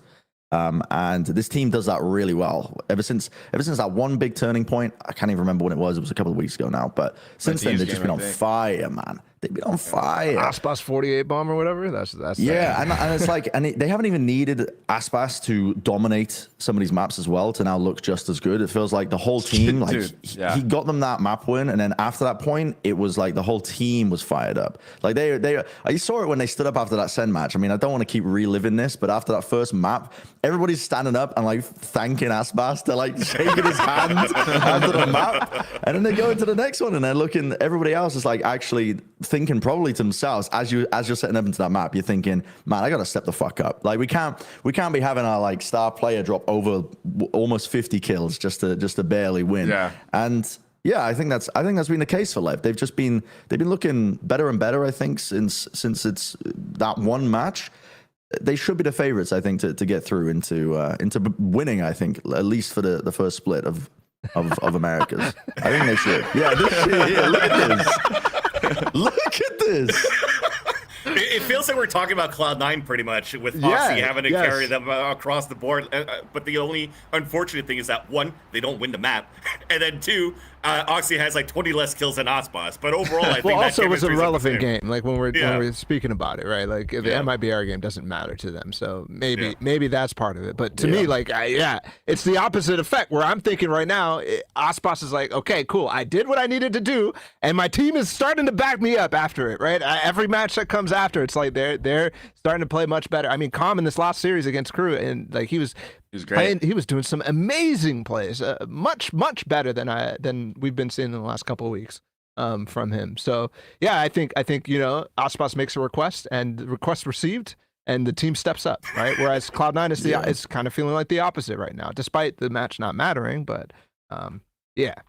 Gosh, I mean, like I don't think this is an argument at all, but I mean, Calm and Tex were probably the two weakest players of the team, and they have stepped up like crazy, and that's why we're seeing this team actually own, because now it's not just three players doing good stuff, and then like Calm's not closing out the rounds, Tex is not getting punished on the lurks as much anymore. They stepped it up big time, and that's why you're seeing them actually destroy these teams now, because now Aspas has the support to fall back on, and that opens up him to do even more crazy things, because he doesn't have to go for like the solo 1v5 carry plays, which can get punished from time to time. It's definitely what you needed, because on the other end too, it's like there's always that silent killer being king, right? I remember I was watching it from the crowd when you guys were casting the game, and I was like looking at the board, and he's like 20 kills and 7 while everybody else is still trying to wake up in that Breeze game. So like he does his job as well. So you kind of just need the mid support play, because he's going to anchor whatever he needs to do. He's going to get those clutches whenever he needs to do, and then you just need a little bit more from Common Tex, and they definitely have been looking pretty good since those last 2 weeks. So overall, if that form continues for those individual players, I think it's going to look like that Lotus style that you were talking about, Bren, at least for Cloud9 side. But like the Lev way of how they play and they support Aspas is so good for Leviatan. Another player we haven't mentioned on Lev that he didn't look too good on the last 2 maps of this series, but it's mainly because he was just playing his role, and it's hard to step up in that part. But on Ascent, Mazzino was frying, man. And not just in terms of the aim, his util was impeccable. Like, he wasn't wasting his nades. Like, one of the most important factors on the defense is not wasting your nade too early, so you can really stall out the defense or stall out the attack and make them feel like they have no options at all. His knife timing in terms of like when they were like getting that mid-round information, he was getting good times with that, and the flashes to set up everybody as well. Like that proactive reclearing that I was talking about, that's all Mazzino. Like, obviously Mazzino has to be the centerpiece for all of that to come together most of the time. Like, it's your KO player on the scent on the defensive side. I think sometimes you're Sova, yeah, sometimes you're Sova too, but it's mainly going to be your KO is going to be like helping to set players up. And I'm seeing all of that from Mazzino and more, and he was shooting well. Like this, he was a complete package on that map. The reason why it was such a fucking blowout on the defense side was purely because of him. He looks scary on that map. If you've got you just want to be banning Ascent now, I think, against Lev. Like that has to be a permaban after watching him on that map. It has to be. Like you can't let them have that map when they have such a good grasp in terms of how they want to play it. Leviatan was basically Drake throughout the whole season because they came out with a composition with a Sage and be like, a Sage? They fucking suck. Com's still trying to flank in the middle of the round and just gets picked in red, and then suddenly they come out, hey, we're just going to play a regular game, standard Com, and just fucking own everybody. What, did you say Drake? What does that have to do with Drake? He's like, he was like popping information for Kendrick to drop the diss track, and then they came back, and then anyways. Only a Canadian would believe that shit. I tried to sound him. I shot, I missed. Bring the lap back, bro. Bring the lap back. No, actually, I'm gonna have to go into darkness. That was embarrassing. Holy fuck! I'm close to the shade too. Could have been worse. All right, next topic. We're talking about 100 Thieves, right? He's like, go next. Not yet. Let's discuss Loud. Who? I don't know, man. Same type of story as every other team in America's, right? Slow start and then miraculously qualify for playoffs. Which wasn't really a miracle. No. I'm sorry. No more down loud. No more down loud. What are you talking about? No more down loud. Like, people always doubt loud after they play poorly. The beginning of the season, beginning of the split, because they got on a flight immediately from Belfast and immediately had to jump into their game. So the first 3 weeks were write-offs, right? And they look like they're in very good form right now. No. Yes. I think they're a team that should be going to Shanghai. Yeah, but they always come on, do this shit, man. You got to be able, like. I'm sorry, but despite the flight from Belfast, like for other 2 weeks, bro, come on, they look so bad. The worst I've ever seen from them. The style, they're fucking the aesthetic they're going for with these comps. It didn't work. It got figured out at Madrid, and they had no time to innovate and evolve and actually build up their map pool in any other maps. So, like, yeah, that takes 3 weeks, arguably. I would say that takes about that amount of time for a very good team to, like, try and evolve past that point once what you've already got cooked is completely figured out and you need to reinvent yourself, which they did. They've done it now, and now they're looking good again. Like, I just feel like the majority of people who doubt loud, especially like early beginning of season, every time they change a roster, they're like doubting loud and trying to like put them like deep down. But like that's never me. the case. That was me last year, and I'm not doing it again. I'm not fucking doing it again. You learn from your mistakes, huh? But come on, you should absolutely have doubted loud after Madrid. You should absolutely have doubted loud after. Dude, I was just waiting for them to bounce back because they always do it. Yeah, they always bounce back. It doesn't matter, man. It doesn't matter. Let's see. I mean, they qualify for playoffs, but it's still not pretty, man. I feel like they did it luckily too, man. The two teams in their group was the two Brazilian teams that didn't get a fucking series the whole season and a whole stage rather. And MRBR hasn't even got a whole fucking map, not even one map during the stage one. Like at that point, you're counting your lucky stars, and yeah, hopefully they could continue their form into the playoffs. But I'm not really there yet because it still got to like a turning point too, where Sadak was talking about where he's letting less of that responsibility on him to try to figure out what they could do as a unit and relying a little bit more on the coaching staff. It's not just a one-man IGL show to like build the team. So hopefully now that they have to work through those kinks, that they'll find that synergy that propulse them even better. But at least for now, I think it's still a work in progress where I think in the playoffs, it's still going to look shaky. It's still going to be loud, but I think it's not going to be like the loud of the last year. I think things that just to look forward to for this team in like these coming matches is the fact that QCK has been playing way more confident than before on this duelist role. Because even yesterday on Icebox, when he was like going for all those aggro peaks at B and actually staying and like having G2 have to like take an aim duel against him to truly push him off. I was really happy that he was doing stuff like this because I know QCK has a lot of mechanical skill, and we haven't really got to see much of that because he was kind of stuck on Phoenix, where it's like half the time you're dying running through a choke. You know, like it's not an easy character to be pulling off, especially like out of the meta. It's just weird. Yeah. So I think that if he can keep this groove, like plays like this, right, where he got that kill, he was so aggro, and then he dashes all the way back. If he keeps doing stuff like this and getting value doing it, like they can really make a run for it and give Lev or even 100 Thieves a run for their money. Also, G2 unfortunately didn't look as good on that Icebox map after that first map. They just fell apart as well. So it was like kind of really easy pickings for QCK to do his roles too. I like to say on this map, but yeah, it does give me some sort of hope for Loud in the playoffs. But I don't think it's going to be a Loud that's going to make it through if they have to play against like 100 Thieves or something. They probably have like the best chance. Yeah, the toughest game that they have to play against is probably going to be that 100 Thieves game, if it gets to that point. I mean, what's Loud's permaban right now? It looks like Split, I think. But they banned that against G2 and Sen. I mean, yeah, maybe. I would say that even though they won Bind against G2, I think if you ban Bind against 100 Thieves, maybe I'm fucking doing the anti-in for this team already, but they're not going to be watching the show. Yeah, 100 Thieves Bind looks like their best map by far, and I think that carries them with a lot of the wins that makes them look real good, because they are good on that map. I like how you act like they drilled. That people might steal you're revealing some fucking hidden secrets, bro. I got high praise for myself, I guess. And listen, I'm overconfident with this shit. All I'm saying is, listen, I've said on repeated occasions, give me an hour in a room with most teams, I'll fucking fix them. I can fix them. I can fix them, man. I see these problems, Me and I'm too, like, bro. Me too.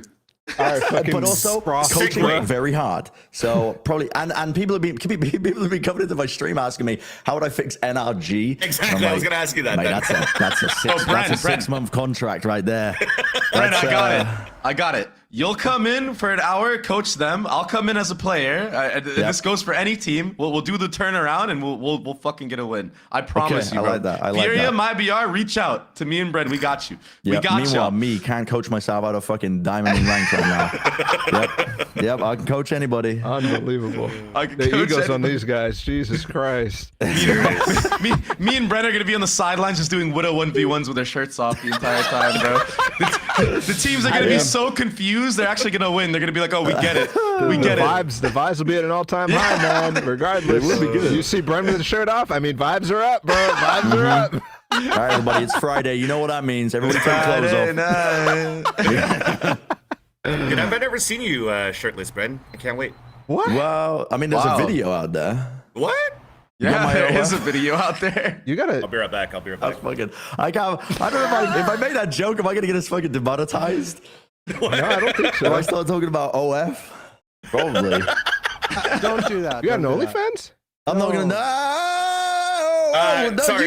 We're not talking about it. We're not talking about it. YouTube. We're not talking about it. AI, they're talking about me. Only Vans. Only Vans. Good save. Good save. All right. I'm realizing there's one topic that we're probably missing. Oh my God, bro. Dude, this First is old. off, God. This is old. Bro, you are so fucking like God. Wait, who's that guy? Who is that? No, I'm not talking Yep. about him. Like, I'm That's not talking about Golden Boy, Dre. dog. Who's that guy? That's Yep, Golden Boy. GB with hair. That's insane. Yep. Yep. Go Gen.G. Is that a character? Brenji's me. That was like my alter ego. Oh my God. Yeah, that was like my alter. That was like This my video alter gets ego. even Watch better this right very now. soon. Yeah, I mean, does. you can. There's me It walking does. out. Look at that little six pack. Hold up. Like Bane Wait. coming out in the sheepskin jacket. Bro, this was Dude, insane, man. This had to be a GB idea if you're gonna walk out wrestling style like Which that. GB gave me the character has been in the works for a while, because it was just Look at the fucking socks and slides, man, and the Widowmaker leggings. Bro, you had I mean- nothing but bulge in these fucking pants. Yeah, that's what I was about to It was say, bro. like Oh my nothing god. but I mean, this bulge. is gonna get us demonetized, bro. Like, I mean, Jesus Christ. AI zoom in. AI You zoom know what's in. crazy about cannot this? I was believe looking at this this shit. contract. I was like, I got given a contract by the Atlanta Reign. This is in Atlanta, the city of Atlanta, with the homestand model, right? I got given this player contract by the Atlanta Reign. But why would I play for a trash org and a trash team and a trash city and just started ripping it up? I just started getting booed by everybody. And then proceeded to get absolutely fucking played with and traded with. He actually by played the Baby Bear. perfect villain, bro. You played Yeah, the I was perfect the heel. villain, man. Oh I was my the heel. gosh. And I also, I caused a mass panic in the Overwatch League production truck because I took my jacket off and they thought we were going to get the Overwatch League channel banned because I was showing my nipples. I'm not kidding. I caused a mass panic because I took the jacket off. That's hilarious. He did. That That was is It's wild. hilarious. That's crazy. So, I mean, Who won? Loud guys. Of course Who I won? won, bro. Come on. Just like Loud's not gonna win against 100 Thieves. Good segue this, huh? Dude, Perfect segue. Yeah, actually it is. Let's talk about 100 Thieves.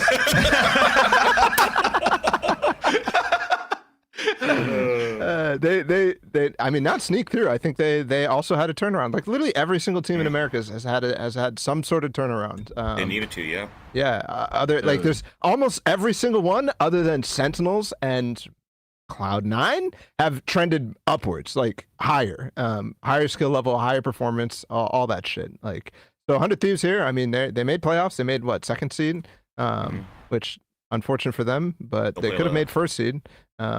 And they're gonna play Loud in the first one. So yeah. This is crazy. This is a team that I think a lot of people were like last year, ain't no shot. This team is gonna do anything. This is a minimum match theory team contender type thing. Yeah. They've already exceeded that by far. And for me, it's all about the energy that Busio is bringing. Like this is a momentum based team. This is an emotional team. All the players, in my opinion, had always been like that. And Busio he's a perfect Busio's so fit. funny. Dude, I love great. Busio, man. When he was, there's been so many moments this split where he's just the funniest man in the fucking league right now.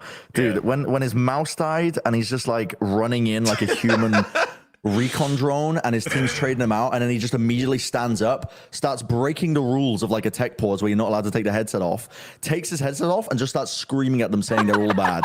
I was just like, dude, this guy, we need more of this guy. It's like literally mid-round too. Like the round is still playing, the bomb is still beeping, and motherfuckers standing up with his headphones. It was so bad, man. I couldn't believe it, bro. Dude, he's such a personality, but yeah, he's exactly what his team needed.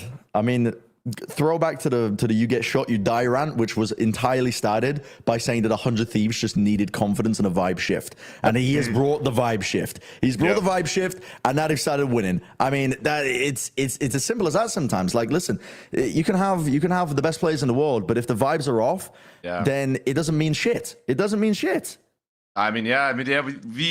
We know what team you're referring to when you say that, by the way. Yeah, exactly. I mean, we're gonna find a way to squeeze NRG in here somehow. Yeah, but the coolest thing about what Busio brings to the table and kind of like unleashing everybody to be a little bit more of a loose environment, have a lot more fun with it, is now you get to see all the protocols that these young kids have been actually trying to apply the entire time, and now that they're doing them correctly, man. Holy shit, it looks insane. Like their set util pieces to just even on their defaults is like clean as hell, and that's why this map is so good for them. They have such good protocols for taking B long control. They have good protocols for taking showers, and then even just reactions based off of what enemy teams do on their defensive side. You know, if they're going for a reclear, they're like a step ahead. And fuck, man, it looks so good seeing Bang actually just insta everybody. Cryo now is like looking amazing on smokes. Dude, yeah. It's insane, man. Like I think the biggest factor is the fact that Cryo during this offseason understood that like, yo, I can do what Demon 1 did and arguably maybe even better. If anything, it gives them a lot of confidence too. The win that they got against Energy, I gotta say, it's probably not the best Energy game that we've seen. No, Energy are They're lost right now. They were not clearing corners. No funnies were there. Like I agree with all you guys. They need somebody that's gonna bring the vibe for the team. I think Chan, when he was IGL, he doesn't have like the loud vibes, but at least he's got the dad figure that if he needs to pull up his pants and add authority, they'll listen to him and then they'll rein it back. But now it seems like they're missing that little gap, and that vibe that Busio is bringing also allows a player like Krausel's on Split that got abused a lot when he didn't have to, where he couldn't play a Jet. But this time against Under Thieves, he's playing around his opponent's smoke that Mars throws on B main, drops 4Ks. Like, he's running comfortably around the map. He's anchoring solo there while the rest are still holding middle, and he gets his 1-2 before he falls. I think, like, they've definitely found a lot of good confidence for this team as well. And another one that's really stepped up to that game is EU. So finding that confidence against a team like Energy, I think they're going to be able to carry this over to the playoffs and continue that momentum from that confidence from that win. Yeah, absolutely. I think there's a lot to be said for 100 Thieves and their improvement over time. Big Non-Energy, they beat Cloud9, G2 earlier in the season too. So super interesting. I don't know. I'm really looking forward to the playoff game against Loud.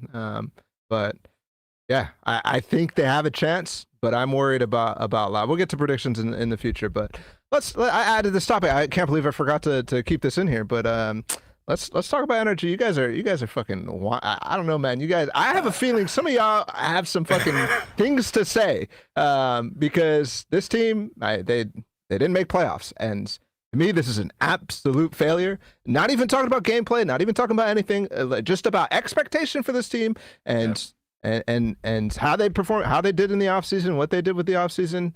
This is a massive failure. Well, if I remember correctly, though, they couldn't do anything in the offseason because they're still trying to get Ethan and Demon 1 into the roster, right? And that's their fault. I mean, they could have gone other move anyways.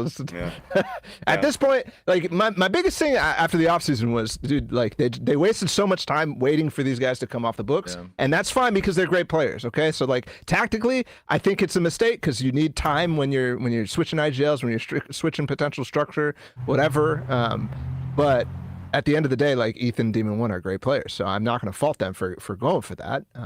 But at the end of the day, they lost that finesse, and that's gonna require a lot of time to replace, no matter who you get in the IGL role. So, regardless, that time is over, right? They've had 4 months now.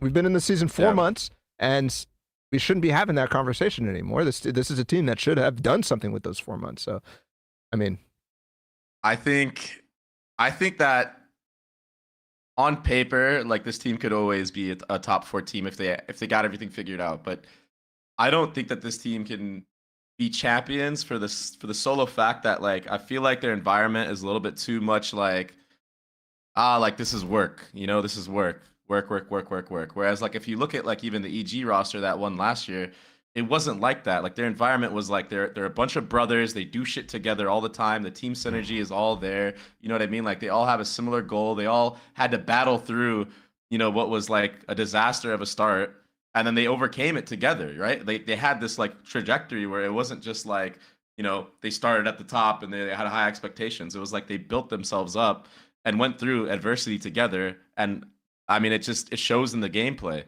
When you look at NRG, even in the comms, like, now they're getting a little bit more excited, and I'm seeing Crashies get a little bit more hype, which is cool.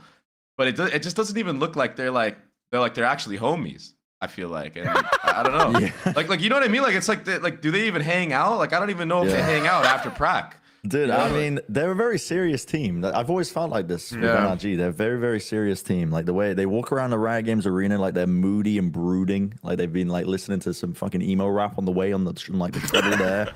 Like, they're always, you never see them cracking a smile usually. And I don't know if I diagnose their problems as, like, in particular, like, the vibes being off for this team. I think they have a very clear problem, which is, for me, it's that the expectations for this team obviously are set incredibly high because of the quality of the players.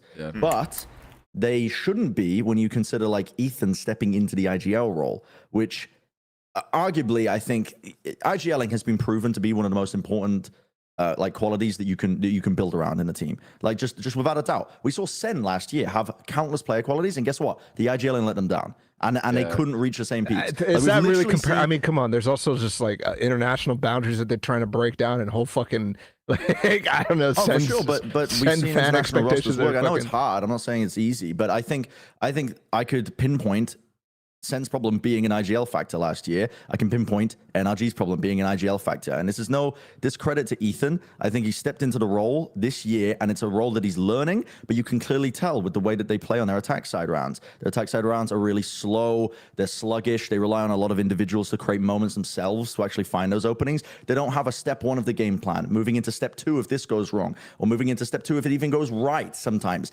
They end up just running down the clock because there's so much like inefficiency when you watch them play. And the defensive setups as well are really lacking, I think. They're kind of behind the meta there. It's a defensive house where they look better on some maps like Breeze and like maybe Ascent, but you could argue that it doesn't even look good on there. Like when I was watching Split, my God, man, you watch them and they've just left the entirety of mid open on the defensive halves. Like it's just, they just give up all this map control for free and they never get proactive. They're hard anchoring with 3 players on like the A side, 2 players hard anchoring on B, giving up everything, massive gaps in the play. It looks bad from just both a prep perspective and also just how these teams are, how NRG are calling. And yeah, I mean, I don't want to blame Ethan entirely for this because he is stepping into the role, but I think this team's expectations, it's the unfortunate reality that we're living in, where everyone's expecting them to win, no matter what, because of the player quality. They've got championship quality and caliber players on this team, but the expectations probably should have been a little bit lower for them, to be honest, because they built the roster very late, and Ethan was stepping into a very important role, despite being an incredible player and a very smart player. It takes time, unfortunately. It takes a lot of time. And that's all I'm saying from this team. Like if they went into this with the attitude of it being a long-term project, long-term building project, then I think they would have been a bit better off. But you're having Victor going into interviews saying, if we don't win it all, this year's a disappointment. Yeah, I mean, but bro, like, I completely agree with him. Like, are you trying to say like the expectations should shift so much that this isn't a massive failure, or what? Because no matter how much I shift my expectations based on the stuff that you're saying, and I probably like agree a little bit, but no matter how much I shift, it's still a fucking disaster. No? Yeah, it is. Yeah. It is. I really do. I mean, I agree with you about the Ethan thing. And I'm of the opinion that Crashes 100% should have stepped up this year, and IGL, and I think it would have been a much different situation where they don't have to focus on a lot of different things. Not saying that Ethan doesn't have the ability to do it, but I think Crashes was already primed on this team, already ready with the players, already ready with the coaching staff to step in and pick up that role in a way that it'd be a lot more seamless. Obviously, it's never going to be seamless when you're missing IGL or missing finesse, but I don't know. That's my opinion. I think that's the thing. I trialed for NRG, like everybody knows already, and they actually did have Crashies IGLing. It's the first time I heard this. What the fuck? they had Crashies IGLing at one point because I trialed with my buddy Corey, so it was like me and Corey, so like there was no IGL, so Crashies was doing it, and I will say that.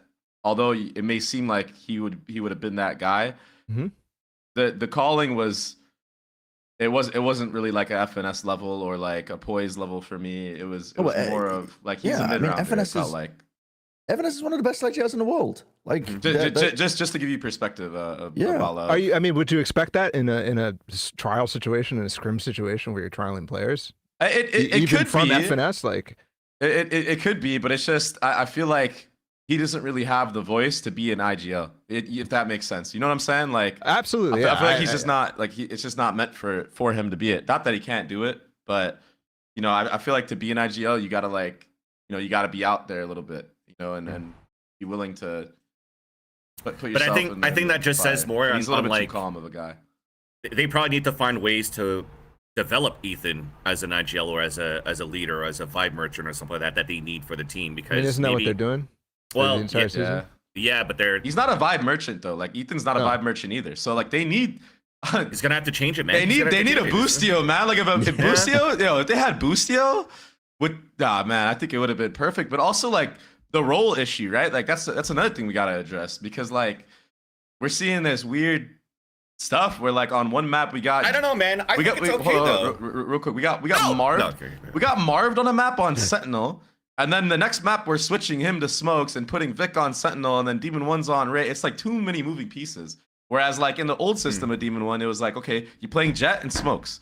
You know, I feel like for this team, they need to have him and Victor swap. So I think it needs to be when Demon One's not on Raze, Victor's on Raze, and Demon One's on Sentinel. And when Demon One's on Jet, you have Victor on Sentinel. That way, there's more stability, more consistency within the roster. And you know, I mean, there's no doubt Victor should be playing Raze on these maps. I mean, we saw him on Lotus go the fuck off. And it's nothing against Demon One that he can't be a good Raze or not. It's just a different thing when you're in a match as Raze, and scrims and matches are different. You know, it doesn't matter who the fuck you are. So on that point, I do agree with you, because when I look back at that Energy and 100 Thieves game, especially on Split, right? And I agree with you, and I was with that hype, Dre, when you were saying on the desk, like, oh, they're playing 2 maps where Demon One gets to play a Jet. This should be a lock-in here for Energy. And then it almost kind of looks like the Jogimo and Demon One, where, you know, on maps where you need a Raze, Jaw's going to play it, and then Demon One's going to play Smokes. I think I agree with that. I think maybe there are too many role swaps with like the Marv going into Sentinel role. But overall, I think if that main thing between like the mix between duelists, I think that could work. But if I look at that game overall, I mean, they still had a good game plan for Energy going in that first map on Split, because they had actually a very strong start after getting that thrifty, and then 7-5. yeah, they did a good job. Like Ethan was TPing behind enemy lines, Marv was getting good lurks into B main. But after that timeout, where you see those 3 rounds, that round number 6, 7, 8, where 100 Thieves were starting to get it back. So it's after a timeout, but it started playing a little bit more passively, or understanding that it's not necessarily a double dive comp that's going to dive into a site, and they figured that out. Then that's where NRG started to crumble, because he had Demon One walking on mid alone trying to find an opener, but not getting any support flashes to try to get some more space, or Marv trying to walk alone towards B to make a certain play so they could try to pull a rotate. So when they were trying to do like these individual plays and trying to scramble for different ways to enter like Ethan did, it didn't work out. Then it went into the double dive style, and then that didn't work out. So then finding like the second step, not necessarily in the round, but the second step after a timeout when a team has figured you out, I think that's where they need to develop that a little bit more, and where, again, developing Ethan to like be more of a vocal role in those situations, because they can't rely just on timeouts and chat all the time too, to like figure out, okay, we got to muster out those last 4 rounds, you know. Yeah, I mean, it kind of feels, especially in the mid-rounding, that they've lost the ability to. I mean, they lost a little bit of the ability that made them so good in the past, which is leaving ability for individual players to make really good plays based on timing and based on feeling. And I think that definitely is something that burgeoning IGLs can struggle with sometimes, allowing your players to make really good calls frequently, because you know, you have a plan in your head, and it's very hard to adjust that in the middle of the round based on what you're already adjusting, right? So like you're changing things already based on how the other team is playing, and in your head you're like, okay, here's what we got to do, blah, blah, blah. We're going to start moving over there, and then one person makes a call, and you actually see them literally on the map, like start backing up this way, and then they go back the other way because they're like, we lost the timing, whatever. There's those sort of elements made Energy, made Finesse look like a genius frequently. Not that like he's a fantastic IGL, because he enabled his players to do that, and that's why I thought this would be fine. But it's clearly not as of this point. I'll add one more thing on this, which is this team needs to sit down, and they need to clearly work out the communication, like you're saying, Bala, where you need to work out that you're clearly. I don't want to pin this all on Ethan, because I'm not in the fucking comms. I'm not listening to them. I don't know if it's a solo Ethan show. This could be a problem where there's too many cooks in the kitchen, or too little, or even just. I mean, we're hearing Demon One is calling a lot of stuff too. Like or just even it's they don't know which direction to even follow, and you're seeing that with like little hesitation, little moments where the way they move around the map, the way they come to decisions a little bit too slowly, whether they should like refight this, whether you should clear this, what they want to do here, there, whatever. You got to play at a faster tempo, and you need. I think the way to solve that, the way you actually get on that level, is by having a sit down. I know it's hard, but you got to have a sit down, and you got to say, hey, listen, here's the communication structure. Here's what we need, and just hashing it out, and like wondering, what do you want the fucking identity of this team to be? I don't know. Do you always just want to be like having fucking 3 people lurking all over the map on your attack sides when shit goes wrong? Yeah. Or do you actually want a clear idea of what you're doing? I think that makes sense from an adult perspective. But bro,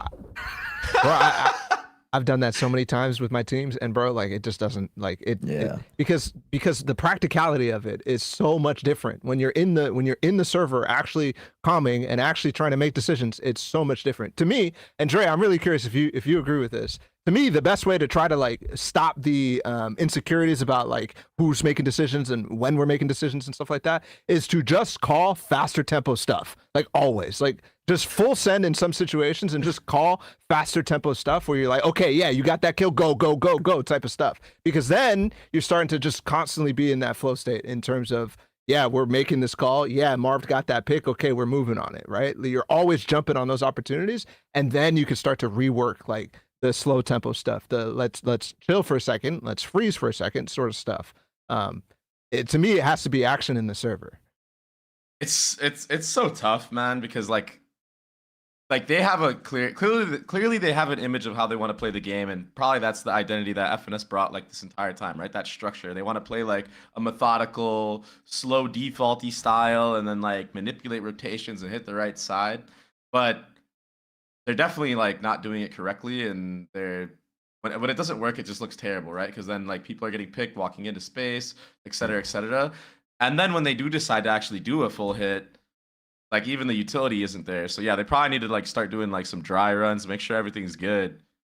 But I mean, you think they're not doing dry runs? Like I think that like I don't know. Like it's a good cause of concern, because even on the bind map, you know, when we saw Demon 1 on Raze, like their execs were like, I mean, the utility wasn't even hitting the enemy team a lot of the times, and like they just weren't on the same page. Demon 1 died like I think like 4 or 5 times on the entry because like there's just players that weren't blind from KO flashes or whatever comp that they were running right at the time. Now they switched it up again, and I think Vic's on Raze, but yeah, there's just a disconnect in that, and I think it's mainly because they're focused so hard on trying to do everything correctly that it's not giving them the opportunity to actually like do a tempo change where they just do like a fast hit right away, and maybe they can just use their mechanical skill to like force round win, you know, because they want to make sure they're doing all the small stuff right. And I mean, you could tell they're just not focused on the right things, because in the last match they're not even clearing corners now. So it's like their mind is not at the right spot at the right time right now. Like trying to do too many things. Yep. All right. Last question. I'll leave it up to all y'all. Like, we're criticizing a lot. What's the actual solution here? Nobody's asking for a roster change. I've noticed that. That's good in my opinion. I don't think anybody should have that idea right now for this team. But what is it going to look like for them going into split 2? Right? They've missed playoff. They have a lot of time off. What's the plan going forward? It's the role. I think it's the role thing that I was talking about mainly. Like they got. So what you think? Demon 1 needs to just practice Raze, or you need to? You said earlier you need to. I think he should, because he already plays on a lot of these maps. Like if you look at like the double duelist, the split map, like he already plays the map like he's a sentinel anyway. Like they leave him off on like a lurk, and he'll go take like a contact play, right? So why would he not just play the Cypher in this scenario, do his lurk shit that he already does anyway on Jet, and at least you have a better composition now that's not outdated, you know? Like they're not a team that's like Gen.G who like are like a run it down fucking Schmeeg style where they should be playing this double duelist and like actually taking full advantage of it. Because even on the defensive side, like I think Bren was saying, like they weren't getting aggressive at all. They were playing passive setups with the Raze Jet, and you can't do that on that map. You can't afford to do it. You have double duelist. You have to take fights, and it's not easy. The reason why this is outdated is because of that.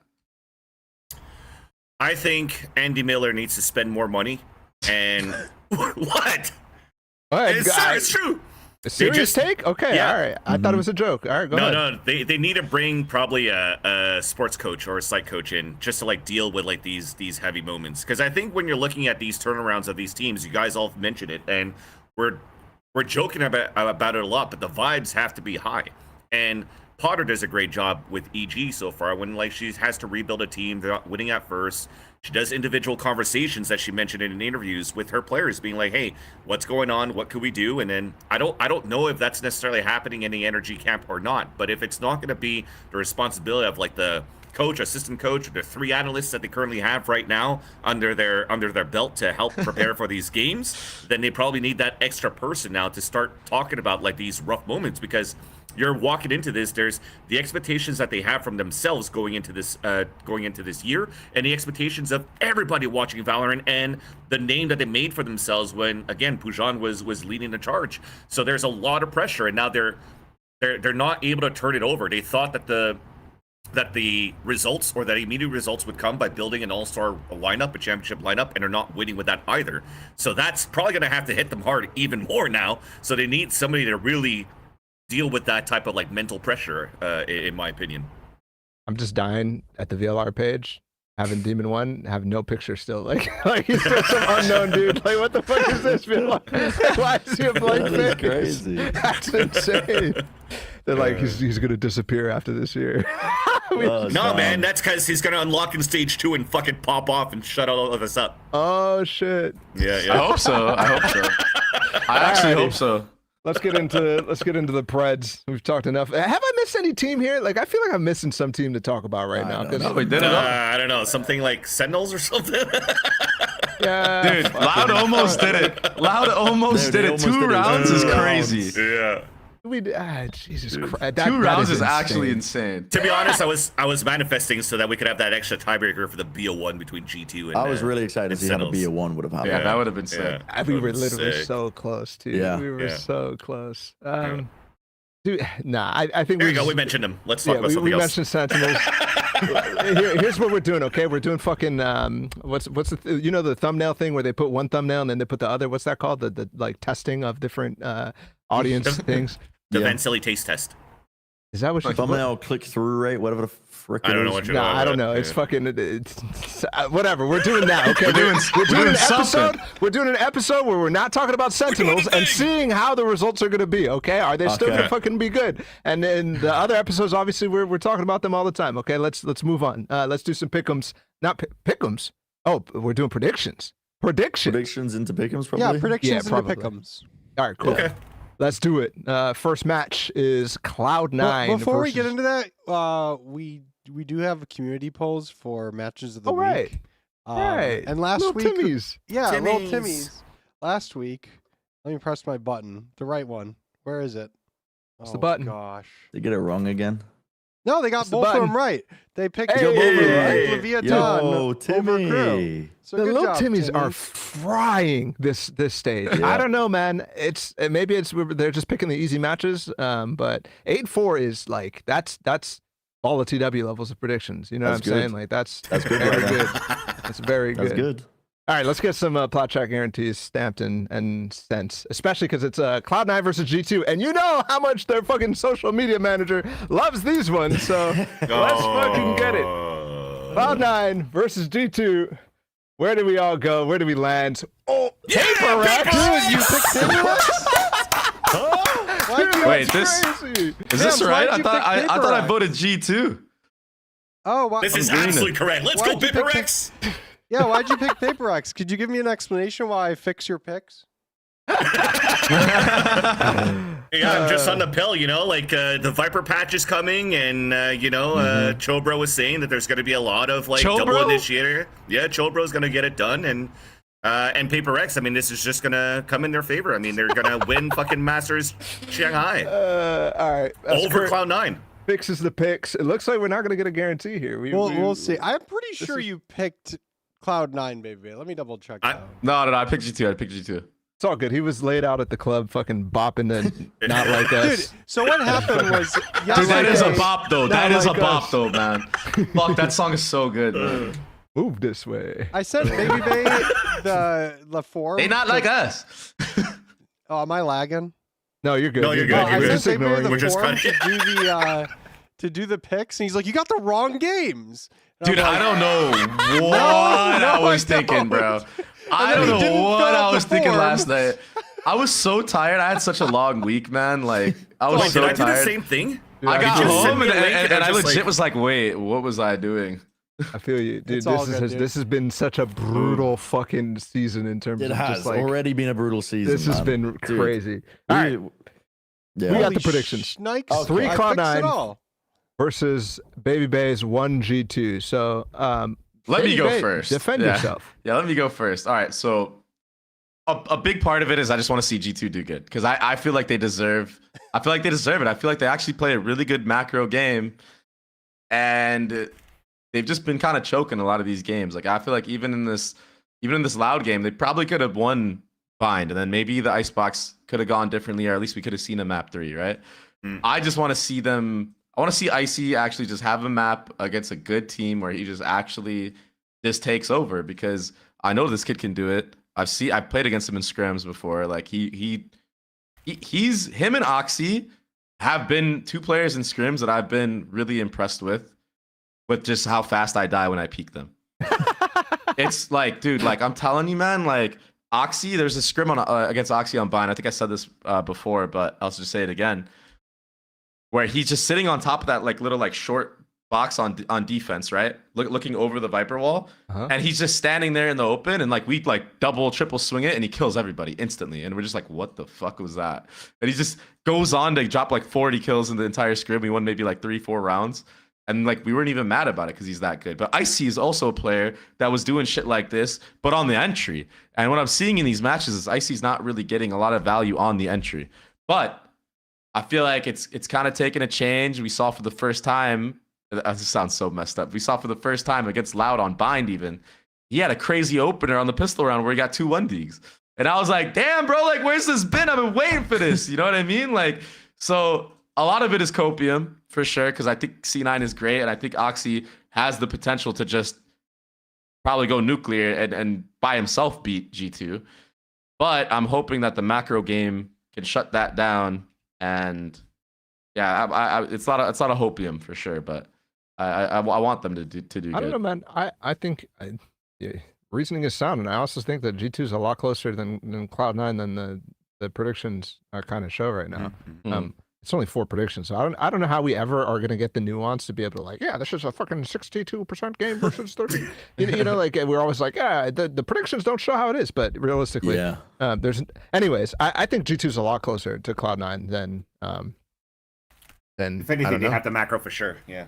Yeah, they're a very good team, and I am this close. Give it a few seconds. I just pressed the go live button. We should still be live. I'm just watching. All right, looks like we're good. Let me just. If anything, technically to the math here, Bala, if it's 3 out of 4, it's 75%. No. Okay. All right, we're back. Yeah, they not like us. Well, what I was gonna say was what the hell was I gonna say? Map pool shit. The Cloud9 map pool, I think, will work out a little bit better against G2. I mean, outside of Cloud9, I think their pump ban is Breeze at the moment. And then Ascent has been the one that's looked really dodgy. One half of Icebox has looked a little bit dodgy. I think they'll have a VOD to review and learn what they did wrong in the MIBR game, if they're even taking it seriously, which they probably will be. It's Cloud9 we're talking about. The deadlock team. Yeah, but at stage 1 and stage 2, your overall results are going to get combined for your playoff spots. So it is important to shit about that, bro. He's playing muddy Valorant. Okay, They should be caring about that. I just think that if they end up getting Ascent floated, G2 don't really pick Ascent. It looks like it should be leaning more over towards Cloud9's favor, just in the way that the map pool goes. And I think that you're overall right. Like G2 are a good team; they could take it for sure. But I've seen enough good things from Cloud9 to think that they'll be able to beat G2 here, and with the map pool in their favor. I think it will be in their favor. I don't know for sure, but all right. Fans, anything to add? Nope. Cool. They're doing exercises before the games. They're having fun. They're testing their reflexes. I like it. Guides are good. They're in a good spot here for this series. All right, bet. Despite everything we said before, all good. I'm going against G2. I'm just not saying like let's move on to the next game. The only other game that we can predict right now. It's 100 Thieves versus Loud. This one is whoa! Yeah. Everybody, Bren, everybody's down. Everybody's down Loud right now. It's only you. Dude, I'm telling you, like, it's only me going for Loud. I'm done doubting this team. I'm really done doubting this team. And I think if Loud don't fumble the map pool and the pick bans, I think 100 Thieves, all of their wins have been, the foundation of it is a great bind map that they get through into the pool and they end up playing and they end up smacking around teams almost every single time because it's the map that they've got the most well drilled right now. If Loud end up removing bind and they go to the other maps, I think that they take this. I think it's probably gonna be a close game, but dude, I'm telling you, I think Loud win this right now with the way that they're playing. Those last 2 matches I've seen, now watch me get proven wrong, and again my fucking trust is gonna get broken in this team again. But yeah, I'm done doubting them at this point. I think that here's the thing. I think 100 Thieves has impressed me enough that even if Loud loses here, I'm absolutely not making any conclusions about how Loud could continue in this year. They are a team that could lose here and still fucking win champs type of thing. Yeah, for sure. They are starting to play that well again. So yeah, I'm honestly, this is more of a heart pick than anything. I just really want 100. I don't know, man. This is we're a podcast that fucking hates on 100 Thieves all the time, bro, all the time. And right now, man, I'm not feeling like a hater. I already had all that shit during Pacific, and I'm feeling like a lover. So let's fucking go 100 Thieves. Certified lover.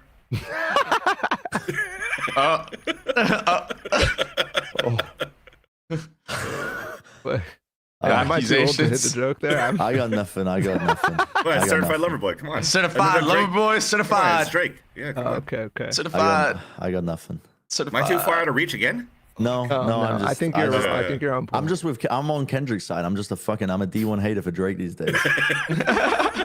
I'm just, yeah. Drake, 100 Thieves. What's up with your pick? Talk to me about it. I think it's a lot of the same as you. Like, I just want to see them do good. Same thing with G2. I want to see them do good. I want to see 100 Thieves international. I want to see how they match up against like the other regions, because I don't know, man. Like those guys are just on a roll right now. So it would be very cool to see. Yeah. I'm hearing right now that you truly do not believe in this pick, though. That's what I'm hearing from you. It's not that I don't believe in it, but like, Ren's right. You can never doubt Loud, and like for some reason they just turn up, but like when they need to turn up, they just always fucking do it. So it's just like there's a world, you know, where Loud can actually just take this entire fucking side of the bracket and qualify. I think there's many worlds. And it's scary because even yesterday with how even Kawazine, how he's playing, dude. Like this guy, he's a maniac. He's holding angles, spraying people down, but it's like every bullet is like a circle at head level. Kurt, do we still have that last round of bind real quick against G2? Because that shit's fucking bullshit. Okay, like I don't. Yeah, that was bullshit. That was bullshit. That was crazy. That was bullshit for sure. Oh my god. Honestly, I'm surprised that we have 300 Thieves picks here, because to me this is like a 40-60 for 100 Thieves. I really I'm not. I'm picking this more because I think the conditions are right, but like I think actual form. Dude, I mean, I think Loud's are the favorites. No, exactly. That's what I'm saying. Yeah, 100%. 100 Thieves wins the veto, man. This is going to 3-mapper. Bind's gonna get. How do they win the veto? When how do they win? Loud don't even know what they're playing. You're just saying, like it's Bind's gonna get banned. We're gonna play what? We're gonna play Split. If Bind gets banned, 100 Loud are winning. Nah, man. They're gonna play Split. They're gonna play Icebox. They're gonna play Ascent, and then you're gonna have 100 Thieves win Split and Ascent. Wow. That's my Plat chat guarantee. Right. I actually don't like the split comp from 100 Thieves. Like I don't really like the Gecko as much. I feel like if Boostio went to like Sky, that like they would do infinitely better. I just feel like he doesn't get a lot of value from it, or as much as he could at least. I think against NRG they made it look really good because NRG just played like noobs against it. But, like dude, like you know what they're gonna do. Like you know what 100 Thieves, like when they go hit A on attack, you know they're gonna take Heaven and throw that Gecko that's gonna just walk all the way across in the open, by the way, and you can just shoot it for free. And like Energy didn't even play to like re-clear Heaven control. They didn't play to like even shoot the Gecko wingman. And I think there was a round where they even tried to shoot the Gecko wingman, but they whiffed on it. Which is here's the fucking round. Dude. Well, it's a pit. Literally, they got the perfect ults off in this situation. Seekers and Viper pit. And this motherfucker comes down short after getting denied on the bathroom flank, just runs up short and just starts spraying, bro. How does he, like, what the hell is that shit, man? So lucky, man. Look at his reaction after he gets the kill. Like, look at the camera. The camera, yeah. That's the way you win the map, man. And then both of them are just sitting in the open. They're just sitting in the open like, wait, what? Wait, what? We won? Yeah. Anyways, all right. A silly round. That's it. That's the shit. That's it. Good That's shit. it. 100 We got Thieves. pick'ems, no? Oh, we do have pick'ems. Oh. Yeah. We do have pick'ems. Which We predict who's going to win Americas. So we already have the first two matches. So Wait, we're just going for the... Dude, there's no way. I mean, surely, can I sway anybody over towards Loud? What? For the first two matches? Convince me. If we're going for the Convince first two... If... Do you just want to have You can't have Masters Loud getting Shanghai? eliminated in these pickups. Like, you just You can't. just want to have What are you asking Shanghai for? with 3 LATAM teams and no American teams? I'm down. I'm actually, dude. I'm so excited that LATAM is sending at least one team, bro. We've been missing them for specifically the Leviatan. We've been missing them at these international tournaments, and crew going to champs last year just kind of didn't actually happen. So I'm excited for one of these LATAM teams to go, maybe both. Anyways, no, Bren, I don't think you can, and I don't think I want. People are saying we're offline. Let me double check. Like, Oh, there's nothing no. on Oh my end. shit. I'm being trolled. I got one guide. Yeah, we're fine. Yeah, or you got five one guide. I hate We're getting fine. 5 guide. Dude, I want a burger. Yeah, I'm actually fucking Alright, starving right now. I can't believe you do that to me. Let's take this one at a time. Let's start with crew Cloud9. Yeah, already punch 100 Thieves through. That's the prediction, right? That feels so bad, man. does, 'cause I'm it gonna does, get but that was the I don't want prediction. any part of this. I don't want my That's face Valorant, shown. bro. No, on I That's this. know, valid, but bro. Bren, what are you asking for? You need to convince 2 of us, right? And you could convince me, but Well, I'm you not. already said Loud are the favorites. I know. Oh, so what? You? All right. This is not predictions or what? Am I Well, just picking the favorite? I don't know. I mean, you make up your own mind. You're your own person. I don't know. But even if I go over, that means we're gonna flip a coin. Like I'm not like you want to do that shit again?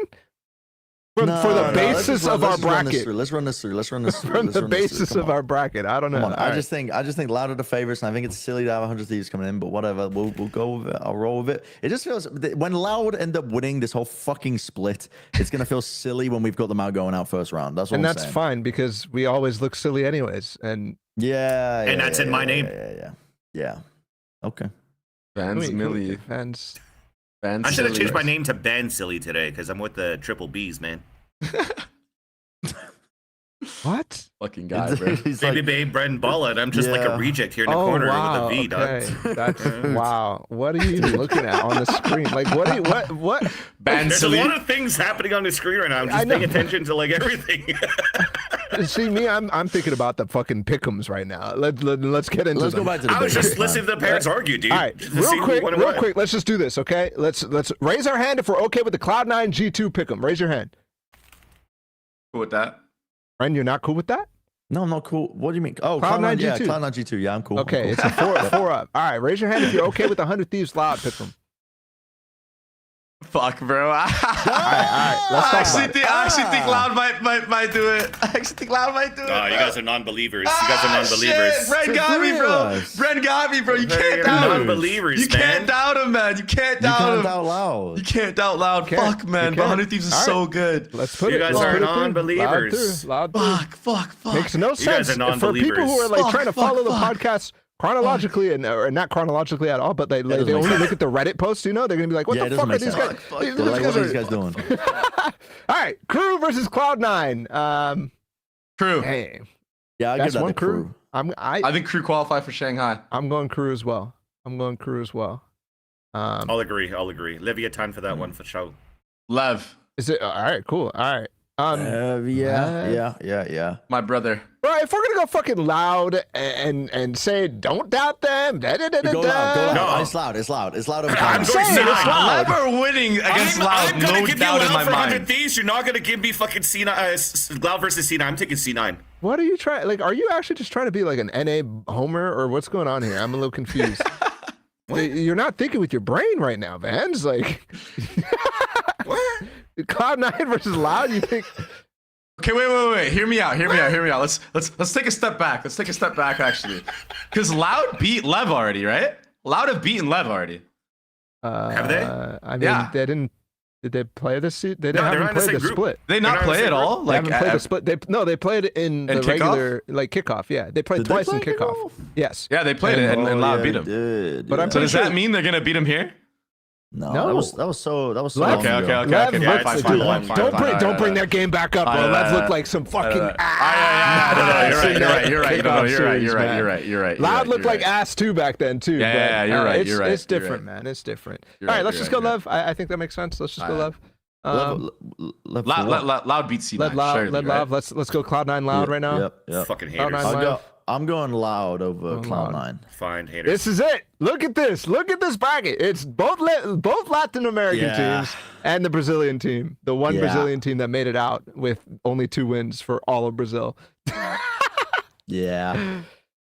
See if that? LATAM, never mind. Dude, am I the only one going Loud? What's going on here? Yeah, I'm what's going Loud too. Yeah, Loud. I think Yeah, I Loud. have no Loud. choice. I think being Loud takes punished. this one. It's Yeah. Vansilli's going for Cloud9, but he doesn't have any actual reasoning and just.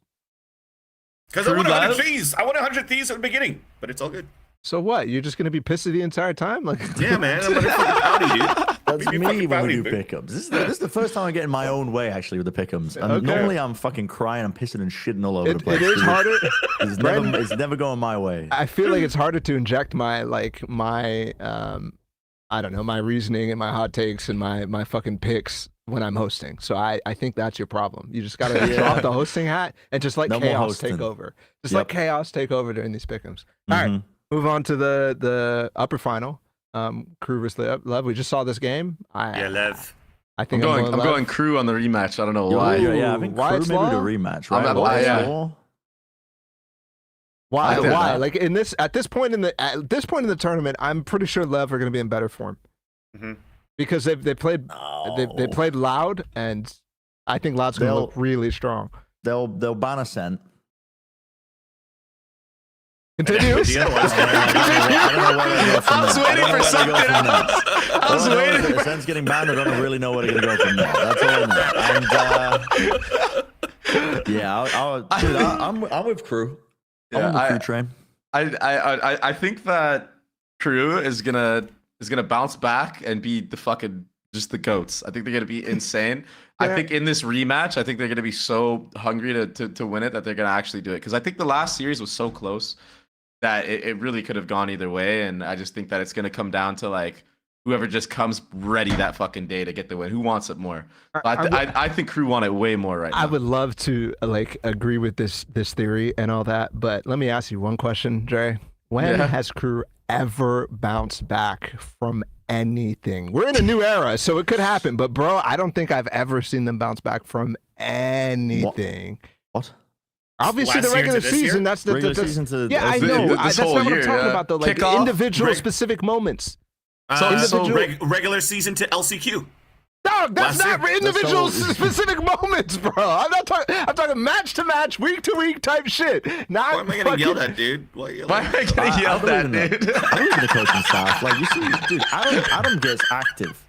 He gets active when the timeouts are called. I believe in them. I think they've got a good grip and grasp on what they've probably Solid got argument. going wrong for them after that prior game. Solid argument. I would favor them in the rematch. Fuck yeah. I understand your point of view of like whenever they bounce back in like map like or series to series, but I think the fact that we saw them get absolutely rinsed on that ascent and then to come back in the way that they did and win the next map of Breeze, and the fact that they've been working on like the mental aspect of their game and they have a performance coach and everything like that, I think that is like these are all good indicators that lead towards a potential of winning the rematch. Hell yeah. But like We were literally just talking about how Osbox listen, is good and fucking King's good and everybody's stepping up. it and can go continuing either this way, form. though. They win it all. They win it all, man. I mean they Leviatan's- can. They could Leviatan's still not live. losing. They could still win it all. By the way, Venge. We're just talking about the upper final here, man. Y'all convinced me. Look, I asked for some concrete reasoning, and y'all gave it to me. Both It's you gonna and be Brent close. gave good arguments there. That's what I want from my analysts. That's the shit I like. Okay, let's move crew through. Crew through. Venge. What the fuck? Venge. You guys literally just said. You guys literally just said, "I have hope, man," and then you're convinced by that. That's not what they said. Did you listen at all? Dog, you're just literally trying to bait me. I can feel it. It's all good. All right, let's go to the lower final right here. It's gonna be Lev. Lev versus. I mean, Wyatt's Law, right? I mean, Loud win. Loud win, no? Lev lose the rematch? That's Wyatt's Law, no? Lev Lev are winning this. Lev are winning this, and then we're gonna have Lev beat Crew in the final. Because of Wyatt's Law. No, but Wyatt's Law means that Loud win, though. Wyatt's Law means that Loud No, not win this here, time. but- God. No, not this time. But that only applies in situations why? where it's not dual South American teams. So Okay. But it's the argument for the prior games. that's literally not the argument you gave me. You did not just say Wyatt's Law and move on. That's not what you said. Okay, fuck it. I'm done. I'm finished. We need to wrap this up. We gotta wrap this up, man. Yeah, let's wrap it up. You guys are trying to predict like 4 days in a row. No. We're Gut going feeling. Lev. We're going Lev all the way going from this Lev. point on. Yes. Yeah, I'm sure. cool. Just for Please. Vans. Just for Lev win it all. Vans. Just Thank you. Just because he's from, he's If I from can get the Canada. V's, just give me at least Leviatan. Somebody from Canada needs a Stamp W. on that shit. And it's time, Kurt. I don't know. Take a picture. It's time for the most important segment of the week. Jesus Christ. It's fucking. This might be the clip. That shit was lame. Dude, what the fuck? This is Wyatt's weekly award. Bro, it's an oldie, but it's a goodie. It's a good one. That shit makes me laugh every time. Wyatt's a funny dude, and that's why this award's named after him. He is funny. This is my first Wyatt's weekly award to give out. I feel like I have all the power right now. Everybody's probably spamming chat right now, like who they want. Let me check real quick. Kendrick. Yeah, all this fucking shit. That's crazy. That's crazy. That's so valid. But bro, I got one. I've been thinking about this all week, bro. The one constant in all of our lives, you, actually literally every single one of us, the motherfucker who works behind the scenes at America's production, in Plat production, he's in all your lives, you parasocial motherfuckers. It's Kurt. It's Kurt. This guy. It's Nice. Kurt. Kurt wins it. Kurt, didn't you win the other week? I don't care. He's a fucking goat. Look at him, dude. He is literally keeping Plat Chat alive by himself. There's nobody in the office anymore. It's just Kurt. There's nobody in the Discord. Nobody in the office. He's rounding out like 17 random ass people every single week to put on an episode. Yeah. Kurt, To the people who are wondering why there's no EMEA this week, well, listen, be grateful you're even getting a fucking episode. Let me tell you that for free. This was about to be only Plat Chat Pacific this week. Yeah, it was literally about to be only Plat Chat Pacific. I mean, Kurt's wrangled. We got some people together. The thing is, chat. Here's what you don't understand when you're like screaming, why aren't they looking at the other regions? There are like 2 people on Earth that watch every match of Valorant, and it's Sliggy and TMV. And when they're not available, and when Josh is busy, it's chalked. I mean, unless you want us to like rip the VODs overnight and do 24 hours of VODs in a single day. So sometimes it works out like that. This episode almost didn't happen. You got one. You be grateful, which I'm sure you're all going to be very grateful and very kind and very nice. Thank you. Yeah, well deserved to Kurt. Kurt's and weekly also, award. like, big shout out to Vans and Baby Babe for being available last minute. I asked them like at like 11 p.m. last night. So. My pleasure. I'm still drinking, so I'm continuing my party from yesterday. Oh my gosh. They not like us. They not like us. And for the EMEA enjoyers, I'm trying to reach out to more EMEA people so this doesn't happen in the future. But my reach is limited. We're trying to expand. The EMEA people don't exist. It's rough out there. They don't exist. They ain't responding. It's rough out. They don't want to be on. They're all on Twitter trying to defense control for G2's horrible social media posting. Oh, fuck me. Dude, we're not going to get onto that. I was so tilted. No, we're not. Let's end the episode, guys. We're not gonna get onto that. Thank you for tuning into Plat Chat. As always, make sure you brush your teeth. Yeah. Yep. Later. Bye-bye.